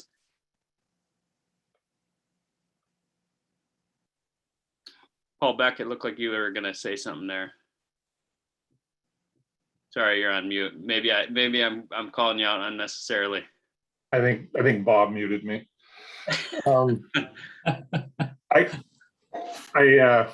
I can see the efficiency of kind of a one-on-one, but quite honestly, I think it would be quicker to have small groups for me to hear just exactly what Bob's thinking and what Mark's thinking is really helpful rather than filtering it through someone else. So I do like the idea of small working groups dedicated to this. Thanks, Paul. Mary? I agree with Paul. Thanks, Mary. Hey, Peter, I'm going to jump in if I can back up one bit. And you said, are there any other questions? So Shannon, I'm going to apologize, but I'm going to throw you to the lions here. And we've been at this for a long time. And I'm just interested in your perception of what we've done well and what we didn't do well to get here. And again, welcome aboard. Thank you, Keith. And I think I might need to loop in Tom or Katie on this because I'm just starting this morning on kind of getting up to speed on where things are currently. I've been involved in the process for 2 years as a member of the exploratory committee, but I'm still kind of getting up to their speed and reviewing materials. So Tom, I might ask you to help step in on that question. Go ahead, Tom. Yeah, I don't know if that's fair for me to say what's been working well and what's not. I think, well, let me say that I think that this process is, it's challenging because it's collaborative and it means everybody's voice needs to be heard, and it's hard to have everybody's voice heard and then put into action. And that's what makes this so awkward at times. And but it's well worth it, because when we come out with the final product, we may not all, as we said before with the research plan, it may not have, everybody didn't get their way, but we came to consensus or agreement on where it had come from. So that is clunky, but that is the strength behind this whole process, is that at the end, we're going to end up with, I think, a great product. I think that maintaining that focus on research has to be front and center for this going ahead. You know, we haven't, the word research hasn't come up yet today. And this is to be a research forest. And when we're thinking about the governance structure and thinking about shifting a lot of the strain around the building that governance structure with the sort of OSU ownership model, that gets transferred to this public entity, and that governance group subcommittee would be best, I think, equipped to just move into that space. So I'm now addressing two issues at once, but move into that space as a small group, as Paul and Mary were suggesting, to help guide that and move it ahead. But you know, if this is going to work as a research force, there has to be this commitment to long-term research. It has to say, we are not going to give up on this in a 20-year period. We're not going to give up on this in a 50-year period. This, the federal government has done that on multiple occasions, where they set out to do long-term research and it gets started. And the value of long-term research cannot be, I can't state it enough. We lack it over and over again when we try to look at where we're making mistakes as a society. It's because we lack the science to be able to say, this is going to be a problem down the road, or this is how we get out of this problem moving forward. And so that long-term research is going to be really important. I just think that needs to be front and center, and we slip away from that a bit when we get down into the, thinking about the, how is this public entity going to work? Well, we need to keep reloading that research into the front, and that any of the management that's being conducted on the forest is management for research. It's not going to be management for management's sake. It is directly tied to the research program. And so all that needs to be bubbled back up to the top when we're thinking about this. And I'd go on, but I don't want to waste more of our time. But I think that we also need to keep front and center why we need this research and why the, what the benefits of it are going to be moving forward. But we'll hold off at that point and just say that, again, I think that the real strengths are the collaborative effect in the long run. The challenges are the collaborative effect in trying to get things done in the short term. If it was easy, we'd already be done. Or we wouldn't have been, this group wouldn't have been needed. So Paul, quickly, and then I want to turn to our last agenda set of topics. Just wanted to make the point that I've seen probably 4 different research projects started on the Umpqua National Forest in the last 30 years. And as Tom said, none of them were completed because they were completely dependent on appropriated dollars. They got started and they didn't even get out of the chute. So the reason I'm bringing that up is this won't be based on appropriated dollars. We need to do those management things out there for research, as Tom said, but we also need to do them to pay for the research. And we can't be dependent on appropriated dollars. This thing has to pay for itself. It's a good bridge to the next agenda item. In fact, I'm going to give Mark a quick chance to weigh in here, and then we'll turn to the finances. Yeah, I guess I just wanted to go back to, what's being put on the agenda here to figure out in the next 30 days. And just to be, I think we do have the benefit of transferring some of the governance work that we've done in the past into it. But I also think some of the questions about decision-making and what's the relationship between decision-making between this entity that we're going to create and OSU and vice versa versus the state. Those are really tough questions that we've struggled with for a couple of years. So it's one thing to populate a framework with some of the detail there, but I think that question of decision-making and accountability are really tough questions. So I think it's a lot to tackle in the next month, but I think we all know it, but I just feel like it needs to be shared as well.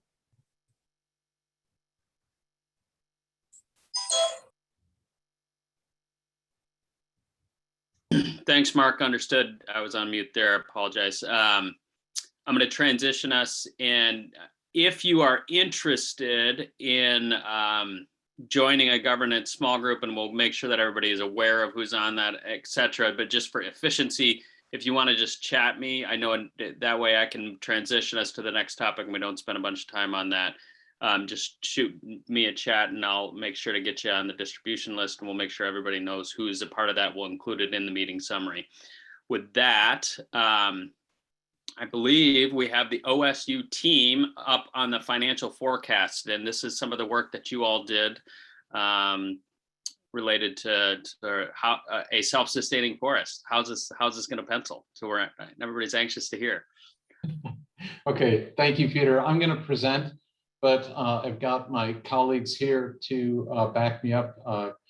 Katie and Anna have worked diligently on this with other members of our team here on campus, Heather Riney, and several others in the VP for Finance and Administration's office. And I just want to acknowledge all of the great support and work we've been getting from that group. And Paul Odenthal's here too. And Paul will correct me anything I get wrong here in terms of the finances, and Katie and Anna as well. So with that, I'm going to go ahead and share my screen. And let's see, can everybody see that? Are you seeing Elliott State Research Board? Yeah, good. Okay, thanks. So, oh gosh, let's see.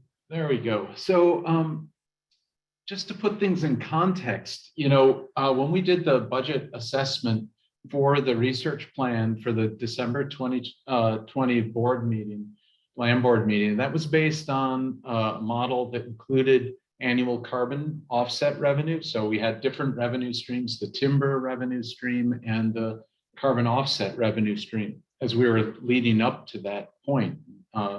the assessment that had been up to that point. We then removed carbon because of uncertainty around whether this was a realistic option for us and how it would work and under what circumstances and when would it be used and by who.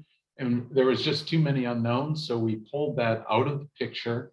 And as you recall, yet we had built a budget for the research forest based on the timber revenue with the carbon revenue and pulled that out. And there was a $2 million deficit left in the budget that you all saw when we shared that at the land board meeting. And it raised a lot of questions. And we tried to be straightforward and that this is sort of the Cadillac model for the research forest. And this was with the maximum amount of revenue possible. Now, there are still the opportunities for carbon to enter into that picture if it's deemed that that's appropriate. There's a lot that needs to be discussed around that. So I'm not going to go into that today. We're leaving carbon out of the picture for right now. Since 2020, December 2020, we validated and adjusted costs on the forest to align with research and conservation values, as well as this notion of self-sufficiency. So without the carbon in the equation. And this new public entity ownership model is going to require some additional budget assessments and refinements that we'll talk about at the end of this brief presentation. So when Mason, Bruce, and Gerard did the modeling of the potential revenue and for the timber revenue on the forest, they did not take inflation into account, and we did not take inflation into account then on expenses either. Initially, we just considered those a wash. And but so now in this 2021 budget assessment, we've taken inflation into revenue and expense accounts, and we validated some of the costs and adjusted some of the values. We also had some redundancies that we pulled out in several budget categories.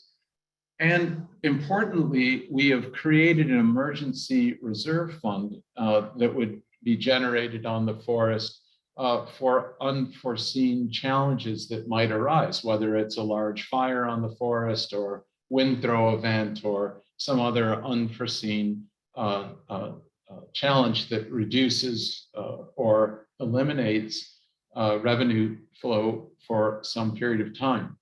And so we reduced the total personnel costs on the forest by 14 FTE. So we dropped it significantly from an original number closer to 30. We then ran several revenue and cost scenarios with variable expenses to try to demonstrate this sustainability, financial sustainability. So this is just the table on the right is our startup request. As you recall, in addition to the maintaining self-sufficiency for the forest, we said that there would be a number of big startup costs that would have to be addressed to get this project underway, such as building infrastructure for a research operation on the forest. So it would be, things like the research station, laboratories, vehicles, etc. And that was estimated around 35 million. And the 17 million of that is specifically for infrastructure. However, there have been some other options that for site facilities in the area that are being considered that would potentially drop that significantly. There'd have to be renovation and that type of thing, but it would drop that number significantly. And then there's 10 million in resources that would be needed to support personnel for the first 3 years before the timber dollars are a certainty in terms of revenue flow. And then these research initiation costs for monitoring inventory and infrastructure for monitoring were estimated by engaging with a number of experts here at OSU. So this just gives you a sense of what this might look like over time for the expenditures versus the revenue. The harvest revenue doesn't start, we are modeling that is not really starting until year 4.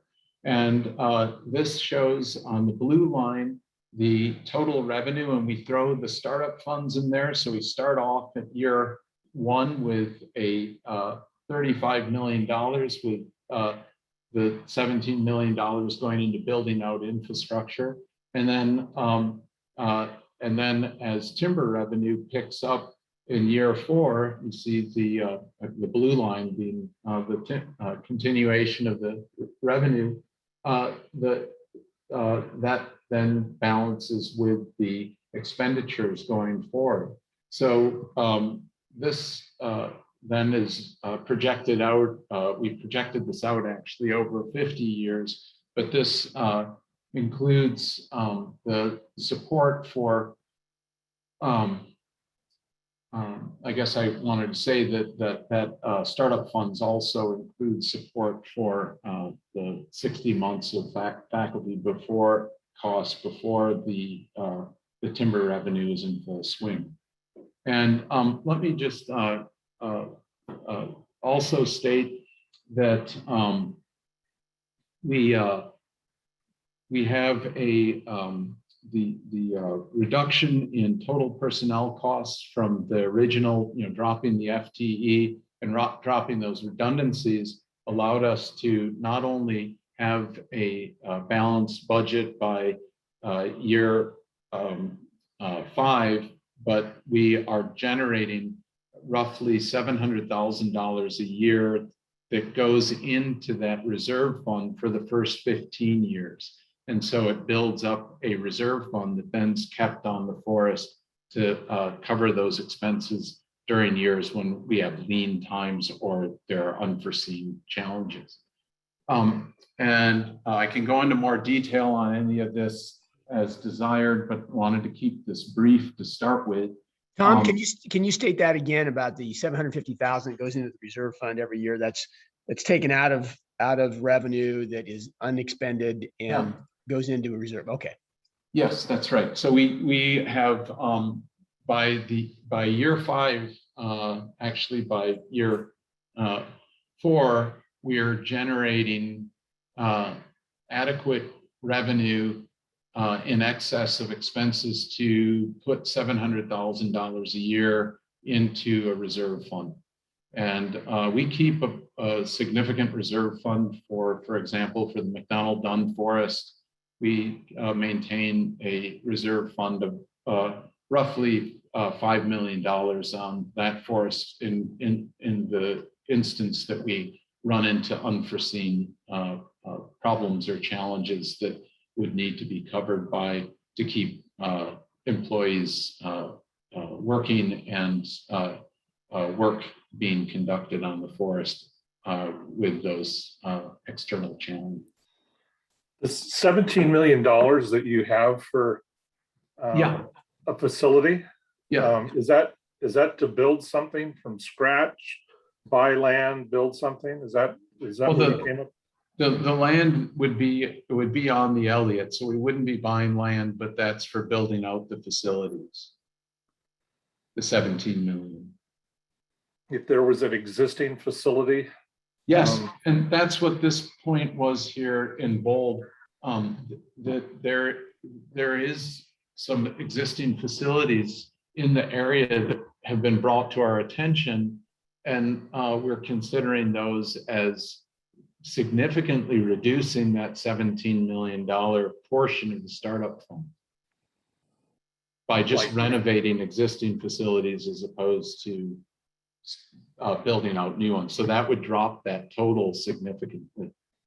Like eliminate it. Yeah. Yeah, except for the renovation costs, and then, you know. I just say, we haven't fully evaluated those facilities yet. And sometimes renovation is depending on the suitability of them and the amount of work you have to put into it. Sometimes renovation is as expensive, if not more, than building new. So there's work to be done there as well. Options are being explored. So Yes. Paul, thanks for that. And Tom, Jeff, it looks like you came off mute. Did you have something on this as well? And then Tom, we'll give you a couple minutes to wrap up. Yep. Yeah, I just wanted to say that, this is this budget going forward, including the discussion of facilities and all, is really in a preliminary phase in terms of having worked it through between the land board and DSL and OSU. And the facility piece is obviously a really big one. And Paul's right. We're looking at some options that might be on the table in December that we can get more involved in really evaluating. So I would take this as the starting point for the conversation around startup costs. It's great news that it indicates a capacity to be flexible enough to show that the forest can be self-funded and financially sustainable. And it's a really good refinement on the work that was done in 2019 where this started. Yeah, thanks, Jeff. I would just add to that this isn't so stripped down too that it renders the research forests impotent or something. It really it includes, of course, the salary for the executive director and then the 3 faculty scientists plus research techs plus field techs plus 2 forest managers, or forest manager, 2 foresters. So it's an operational budget. It's not limited in some way that would result in the forest not being able to function. It is research forest to be able to function. If you compare it with any other of the major research forests around the nation, it would stand out as it would still stand out as one of the only forests that has the faculty living on site, doing research on site, as full tenure track members of the faculty, as well as the whole forest operational team.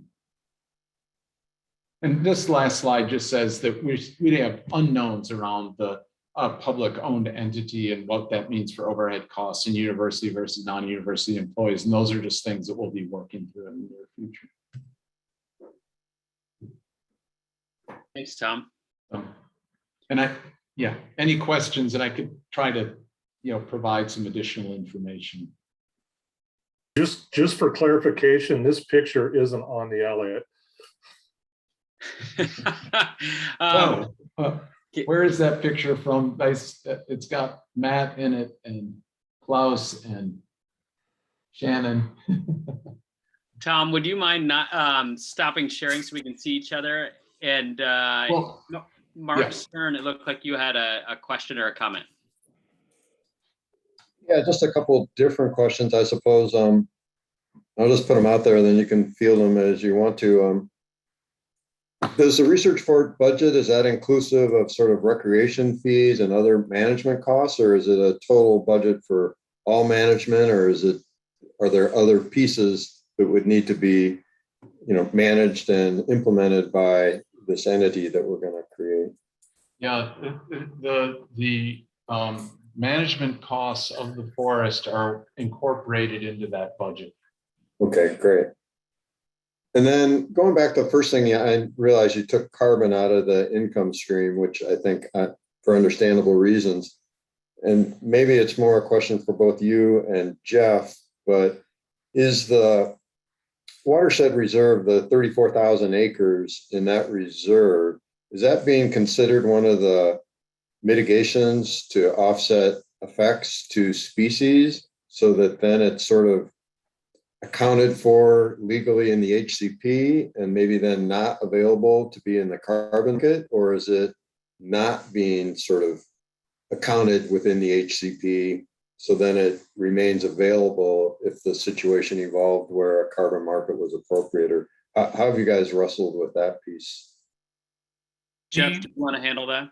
Sure. We've been really deliberate going back as far as 2019 to make sure that the structure of the HCP does not preclude enrolling the Elliott in a carbon project and being able to account for sale of carbon credits if that decision is ultimately made. So we left the door open, and Troy and ICF team worked actually closely with the federal agencies to kind of navigate how to do that in a way that we have a pretty good reasonable assurance that we've accomplished that in the context of the requirements that would be part of the California Air Resources Board regulatory market or the voluntary markets.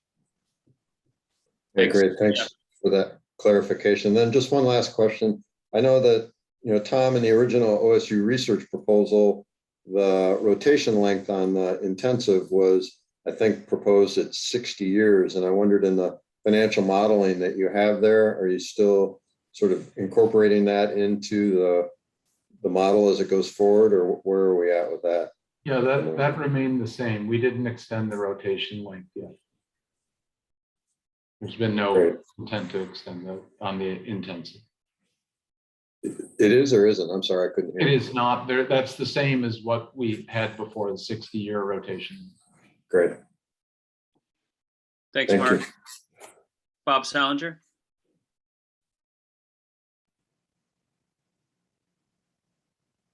In chapter 8 of the HCP, the annual harvest levels have actually crept up somewhat significantly from what was in the research platform that we saw last November.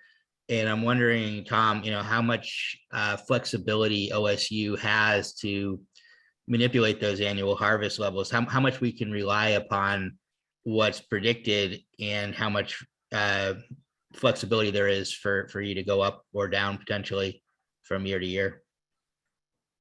I think that that's a good question, Bob. I think that we need to be flexible. I think we have a target that we've shared, and of course it's a modeling target, and the whole models are wrong. It's just some are useful, I think is the quote. But it provides us with guidance of the direction that we are intending to go in a target value, but we are going to have to be flexible on a number of fronts. As we get into the forest and we start to actually do current inventory data, it's going to guide decision making, and we're going to be working with the advisory committee going forward and sharing that as it comes out and tells us where we had things right and where things were, where data were out of date, and management occurred between the last inventory and the when activity ceased on the Elliott. So, and there are significant examples of that. So anyhow, that as we get into it and we're looking at where we identified watersheds for specific treatments. Another thing that needs to be kept in mind is, you look at those watersheds and sub-watersheds and you think, oh my God, that's a pink watershed. It's all going into, extensive or intensive. And of course it goes out on the ground in small parcels that are, that are distributed across those watersheds and are, there will be time for adjusting and for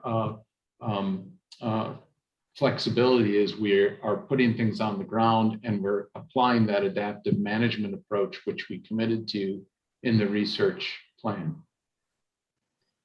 Yeah, I think Tom was asking something slightly different though. I mean, really what I'm getting after is the acres and the board feet per year, which, have gone up again somewhat significantly from what was in the plan. And that's a concern to me because, 17 million board feet is a significant number. Can that jump to 22, 23, 24, that kind of a thing? Yeah, okay, that is a good question. That was not the intent. I think Jeff has his hand up, maybe he wants to Yes, I was address gonna, that. yeah, Jeff, why don't you address this one? Then I'm gonna go Keith, Troy, and then I gotta get to the FMP because there's gonna be curiosity on that one too. So Sure. So knowing that it was the numbers in the proposal were based on modeling and models on not complete data sets, we set the sideboards on the HCP and the effects analysis, just rounded it up to, I think, 1,000, an estimated average annual of 1,000 acres.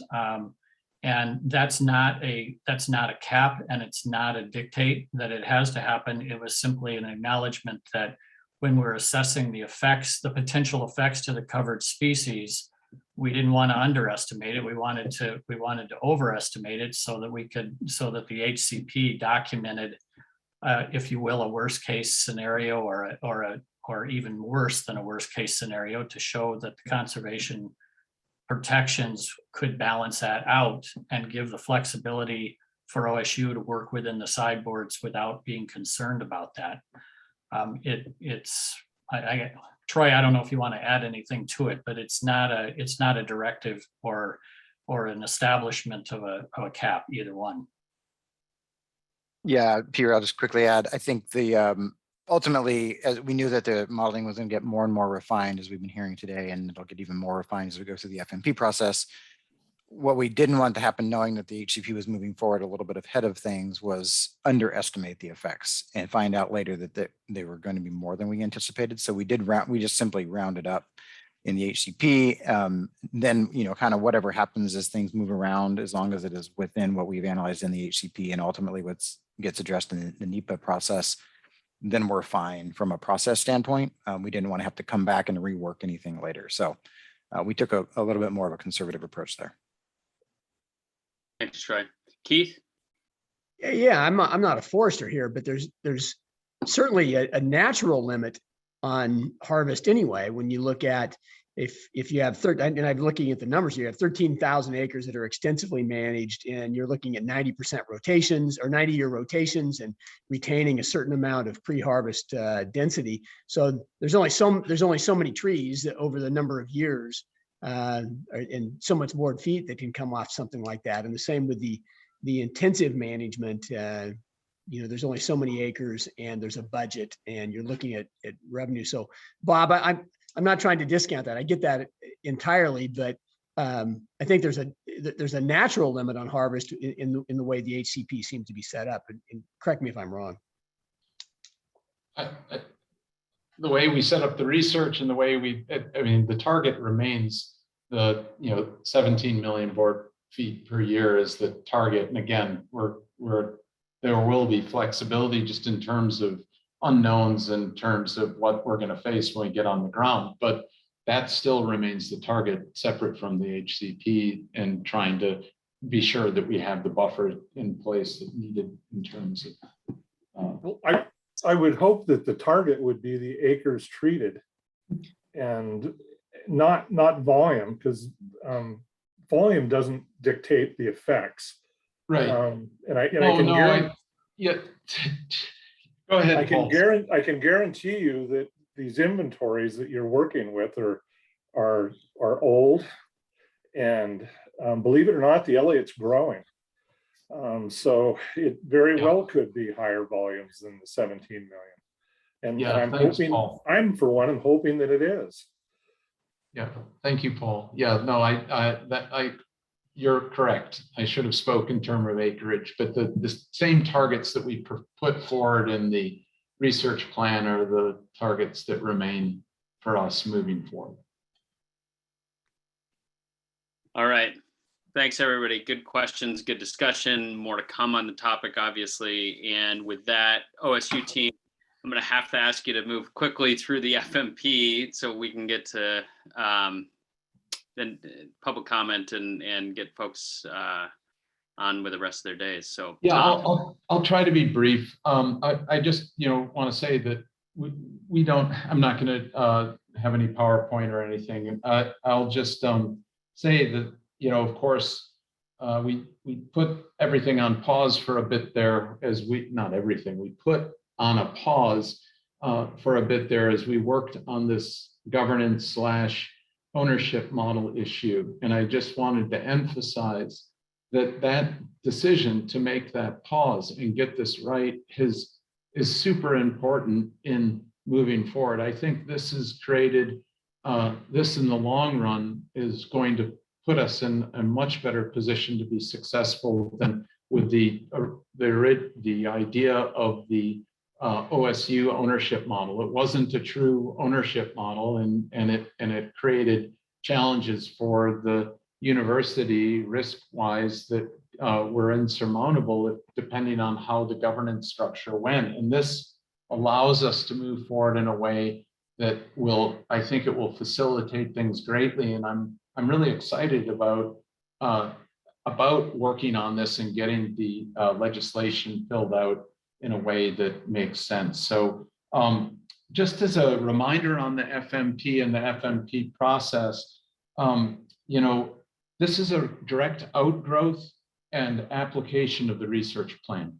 The two are inextricably linked, which I've said in the past. And the plan, the research plan, if you go back and look at it and think about it and think about the process that led into it, was predicated on the challenges that face us as a society. It's about climate change. It's about species extirpation and extinction. It's about meeting human resource demands and doing so sustainably. This is about conducting the research in Western Oregon, in one of the most productive portions of Western Oregon that will inform management writ large across the region. And our hope is that this research leads to our leads to application on the landscape in both private land and state and federal land and tribal lands, better approaches to management that are built, that have greater resilience built into them as we face increasing challenges created by climate change, whether it's fire or wind throw events or drought or insect outbreaks. That resilience is going to prove to be key, and building resilience into our management systems is going to be key. Providing a sustainable source of timber for the Pacific Northwest. Human demand for wood is increasing lockstep with population growth. And it's irresponsible to say we're not going to produce any regionally. We're just going to let other parts of the world produce our timber for us. We can do it here and we can do it sustainably. We have to conduct the research to find the best way to produce that timber in a way that has the minimal impact on the broadest array of species. And that being everything from our, the diversity of plant species, as well as amphibians and mammals and birds and fish, etc., insects. And so this FMP that's we're getting back on track and working on will be a direct outgrowth of that. And we presented finances to it. We have just hired Shannon Murray, as was stated earlier, and I wanted to just say a little bit more about Shannon. She's just joining the team today, but she's been an OSU employee for a while now and was running our continuing professional ed program, as well as the Northwest Fire Science Consortium. And prior to coming to OSU, Shannon had received her master's degree at Yale School of Forestry and remained at Yale to manage the Yale research forests. And so we are really fortunate to have Shannon stepping up. I also wanted to say that she has been working on the exploratory team, the research exploratory team that helped lay out the whole research plan that was presented to you all, or that resulted in the research plan presented to the land board in December. And so she's highly familiar with this whole process that's led to today, and will get up to speed very quickly. And other things just about Shannon is that she's worked extensively on collaborative process, and so this is just a perfect fit for her. And we're really happy to have her joining the team. And one other thing that I mentioned in the email that went to the advisory committee is just that, you know, we are also preparing an RFQ for other expertise that is needed within the team to accomplish the FMP as quickly as possible. And the RFQs for those contracts will be released relatively shortly. And Shannon, anything you want to add? Or I think you covered the overview really well, Tom. I'm happy to answer any questions that anyone has.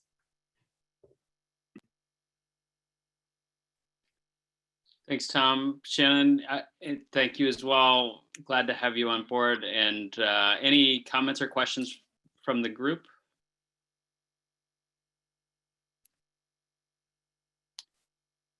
Then I will just simply say that for those of you that have expressed an interest in working on the FMP, stay tuned for scheduling information. We'll try to get something on the calendar. In fact, we're hoping for the morning of October 8th.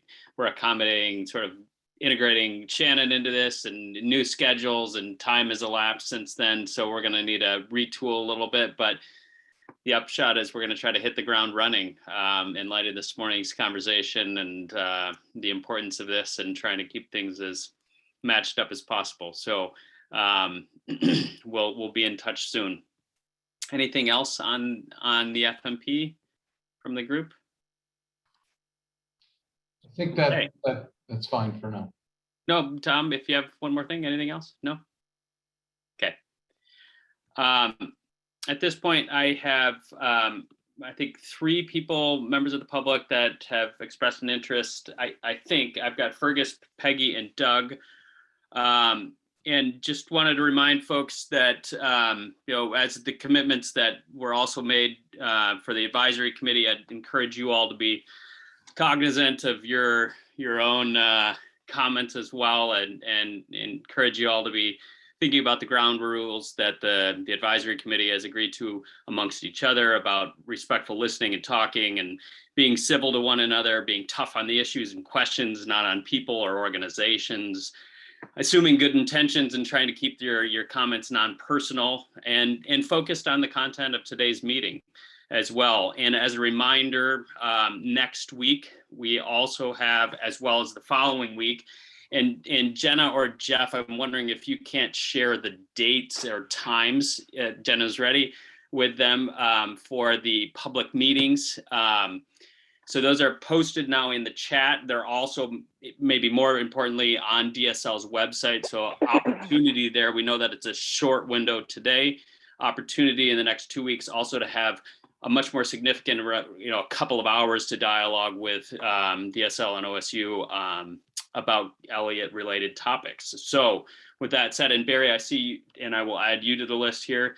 So I'm going to start with Fergus, and Fergus, a couple minutes for you. And I would note that Fergus, we sent a set of information on your behalf, and you followed up yesterday evening with an updated link, and we'll make sure to get that to the group as well. Treasurer Reed, Secretary Fagan, Governor Brown, the advisory committee is pleased to present a proposal for transforming the Elliott into a self-funded research institute.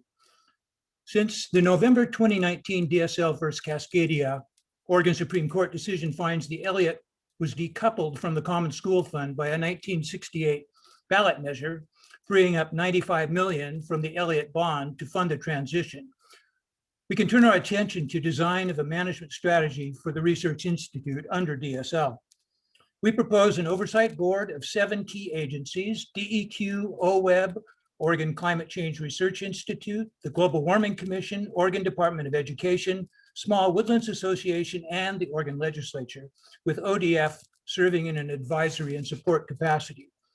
We propose a transition management committee of Dr. Jerry Franklin, Dr. Beverly Law, Dr. Sherry Johnson, who is NSF Fiscal Administrator of the Andrews Experimental Forest, Kathy McDonald, Michael Langley, Bob O'Keefe, and Bob Salinger to be charged with the task of designing the world's premier forest carbon and ecological research program, with the key objective of establishing a scientific basis for settlement of Oregon's timber wars. The July 8th United Nations report on scaling voluntary carbon markets you have before you indicates sales of Elliott carbon credits can cover the costs of our new research institute's operations, though an additional severance tax may be needed to build a world-class ecologically forest training program for Oregon school children who, working alongside the world's leading forest carbon researchers, can transform Oregon's timber communities through meaningful and well-compensated careers, studying, nurturing, and sharing Oregon's amazingly productive forests with the world. Thank you. Thank you, Fergus. Next up, Peggy Lynch. Good morning, everyone. Thank you very much for listening today. It has been an informative meeting. My name is Peggy Lynch with the League of Women Voters of Oregon. The League follows the work of the State Land Board, their responsibilities to the waters of the state, to real estate, including the Elliott, to the South Slough, and to the Common School Fund. We recognize the governor's extensive work on behalf of the Elliott in trying to find a solution for both the Elliott, the communities surrounding the Elliott, and the Common School Fund. And we recognize the work of Treasurer Reed as well. Secretary Fagan is new at this.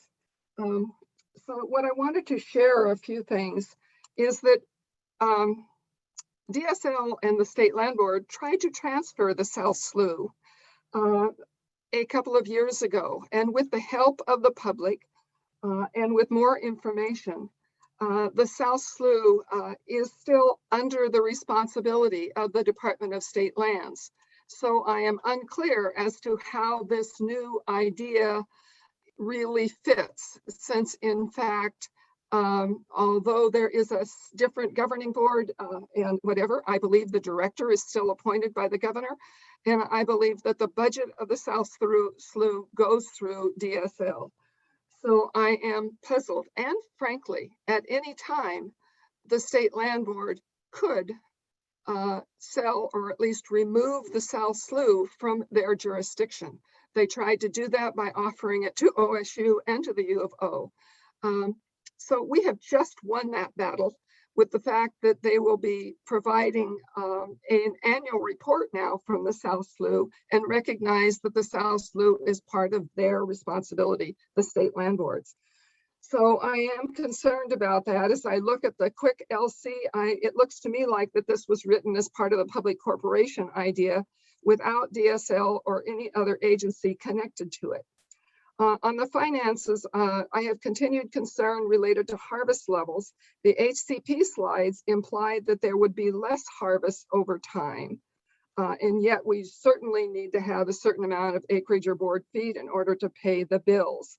At the last meeting, the administration costs, including HR and other kinds of general things, were not included in the conversation, as if they would be contracted out, but it was unclear as to who would pay that bill. We are relying on the diverse membership of this advisory committee to come up with good solutions for the Elliott, but we will continue to engage, and we are very willing to help where we can. We are extremely concerned by the rushed timeline to getting legislation out for 2022. It just seems an unreasonable target, in spite of the fact that I recognize the wish for the governor and the state treasurer both to be able to move forward, and for the governor in particular to say that she worked diligently on behalf of Oregonians and on behalf of the Elliott State Forest to find a good solution for everyone. So thank you for listening, and I'd be happy to answer questions if needed. Thanks, Peggy. And appreciate your offer of being a resource as somebody who's tracked the South Slough as closely as you have. Doug has informed me that he doesn't have a microphone, so it's not going to make public comment today. Francis, I was in the process of writing you back to say, let's try and get you in if we have just a couple minutes now.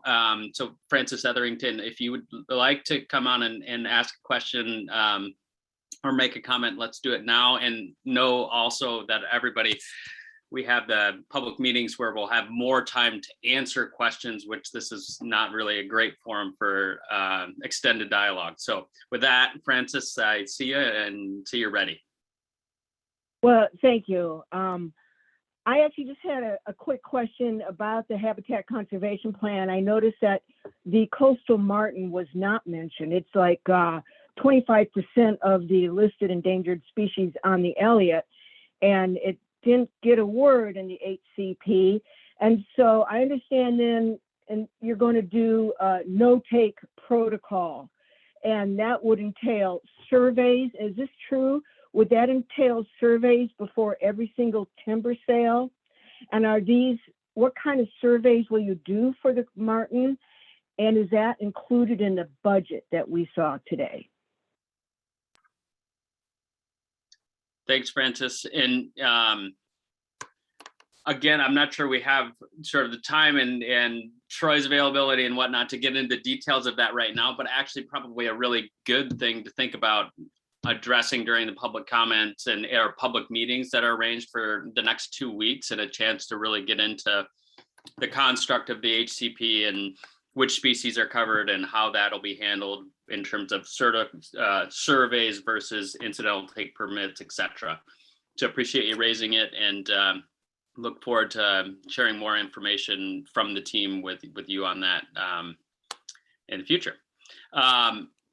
As we turn to wrap up, I have a couple of kind of housekeeping items and scheduling and whatnot. I wondered if, though, before I turn to that, anything from either OSU or DSL teams that you would want to share, Tom, Jeff, Paul, others, as we close. Any closing thoughts here from you all? Oh, excuse me. Prior to that, I apologize, Barry. You were a late entry. We've got one more public comment, and I apologize for that. Barry Sanders. I'm usually forgotten, I know. Not intentional, truly not. No, I don't think it's intentional, but I am easily forgotten. Dean DeLuca, can you hear? We can hear you. Barry, you went on mute. Barry, you're on mute. Or somehow connection is broken. We heard you there for a moment. How about now? Yeah, I can hear you now. Okay. Dean DeLuca, I wanted to thank you for mentioning, for the first time I've been at these meetings, the notion of climate catastrophe. I deeply appreciate that. But I also, in your presentation, want to ask you if, when we have our public meetings, if you could add another axis to the graph that you presented to us about the 50 year. And what's left off for me is how many trees in that 5th year will have to be leveled in order to meet your budgetary requirements. I don't want board feet, but the number of trees, it seems to me, for me, as part of the public, a glaring omission. And I'd appreciate that. And the second thing I'd like to say to you is that I think that we do have a responsibility not to provide more timber for people to build more houses, but to think of alternative solutions.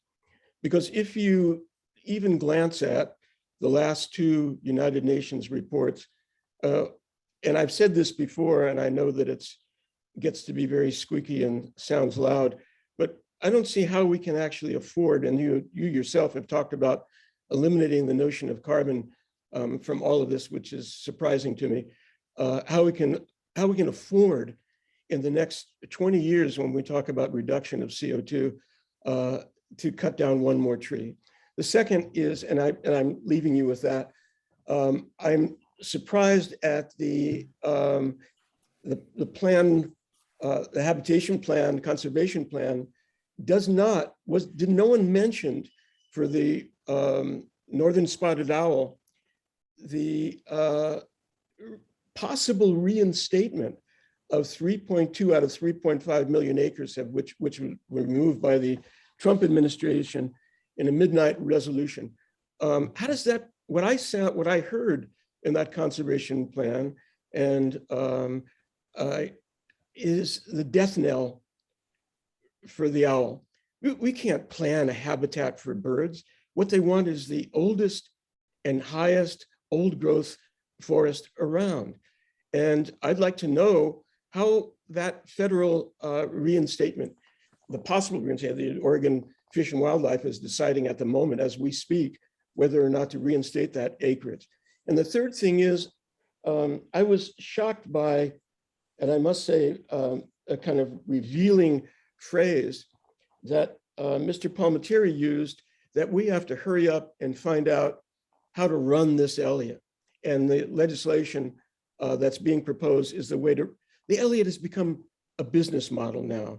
It's fallen under the spell of business. And it seems to me to be shocking.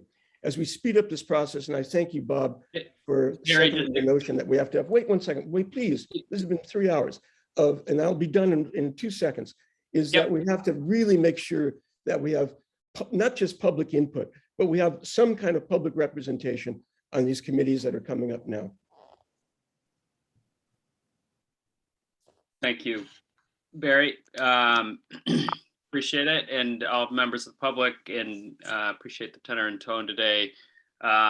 Ken, you had a quick closing remark you wanted to make, and then I want to go to Tom and Jeff or anyone else from the OSU teams or DSL teams to final thoughts, and then I'm going to wrap us up with a couple of logistics items. So Ken, Tom, Jeff. Thanks, Peter. I just want to apologize to the crew for computer glitches here and not getting signed on quickly enough to do introductions, but primarily I wanted to say hi to Shannon and welcome to the crew. Thanks, Ken. Real thoughtful and glad you were able to make it on. Tom, any closing thoughts from you? I'll just close. I think I said enough today, but as was indicated, in 3 hours, a long meeting, and I just want to acknowledge and appreciate everybody's, willingness to participate and stick with us.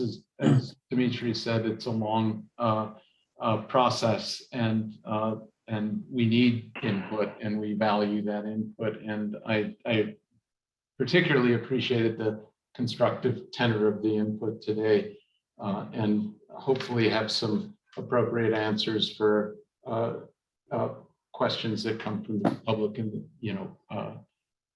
as we respond to those moving into the future. So I think that's it. Paul, was there anything you wanted to add in closing remark? I'll just add, Tom, thank you. It was a good meeting today, and I appreciate everyone's time. We think we have a good way forward. We know there's a lot to get done here in a short period of time as we look at legislation. We don't want to shortcut that process. We want to have, good input into that as we move forward with the team. And I'll just say, in terms of carbon, carbon is not out of discussion. We just removed it from the model financially as well. So there's still a conversation to have about carbon, how it fits into research. Do we monetize carbon, and how do we do that as well? But thank you everyone for your time today, and we look forward to future discussions and working with the team on the governance structure. Thanks, Paul. Jeff, and anyone else from the DSL team? I appreciated the meeting today. I just want to, again, the public input piece of this is important, and particularly today, I appreciated the tone and tenor. And Fergus, I look forward to the letter. And Peggy, you're hot on the right questions to be asking about the public body and the framing of it, and we will tap your insight into your experience with South Slough. And Francis, Coastal Martin is a really important issue, and it's on the screen, and we will spend some time at either of the public meetings or both of them talking them through.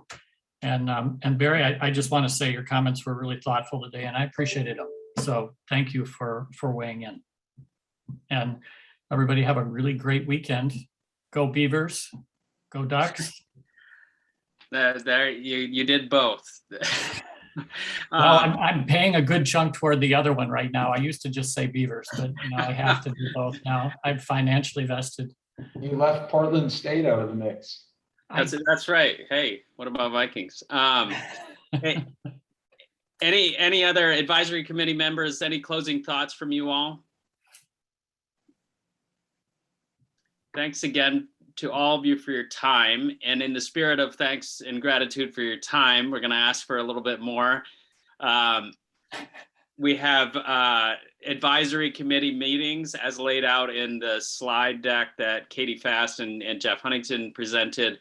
We're going to add a couple of advisory committee meetings for the fall. And I would encourage you to continue to actually, in spite of what Jeff said, hold the November meeting. We're going to just assume we need additional time with you, and we'll let them go, or we'll do shorter meetings if need be. Paul, Bob, I see that you're suggesting I send you all chocolate. I'll consider that for in-person meetings. I'll bring chocolate. I'm good with that. Hopefully we'll be able to meet in person sometime soon. That was the intent for this meeting, and it just didn't feel appropriate in light of public health guidance, but we'll continue to strive for that, those opportunities. So both for advisory committee meetings as well as for FMP and governance discussions, we're going to try to get things calendared. We'll get one for each of them as soon as possible, and then try to get things lined out for the whole fall, so you have them on your calendars and we don't need to go through scheduling every couple of weeks or what have you. So bear with us as we go through the next scheduling routine here. We'll be in touch. If you decide you want to lean into a particular topic at any point, just let us know, and we'll be happy to add you to a list or distribution or meeting schedule. So with that, thanks again, everybody, for your time, energy, and efforts related to this, and we'll be in touch. Thanks.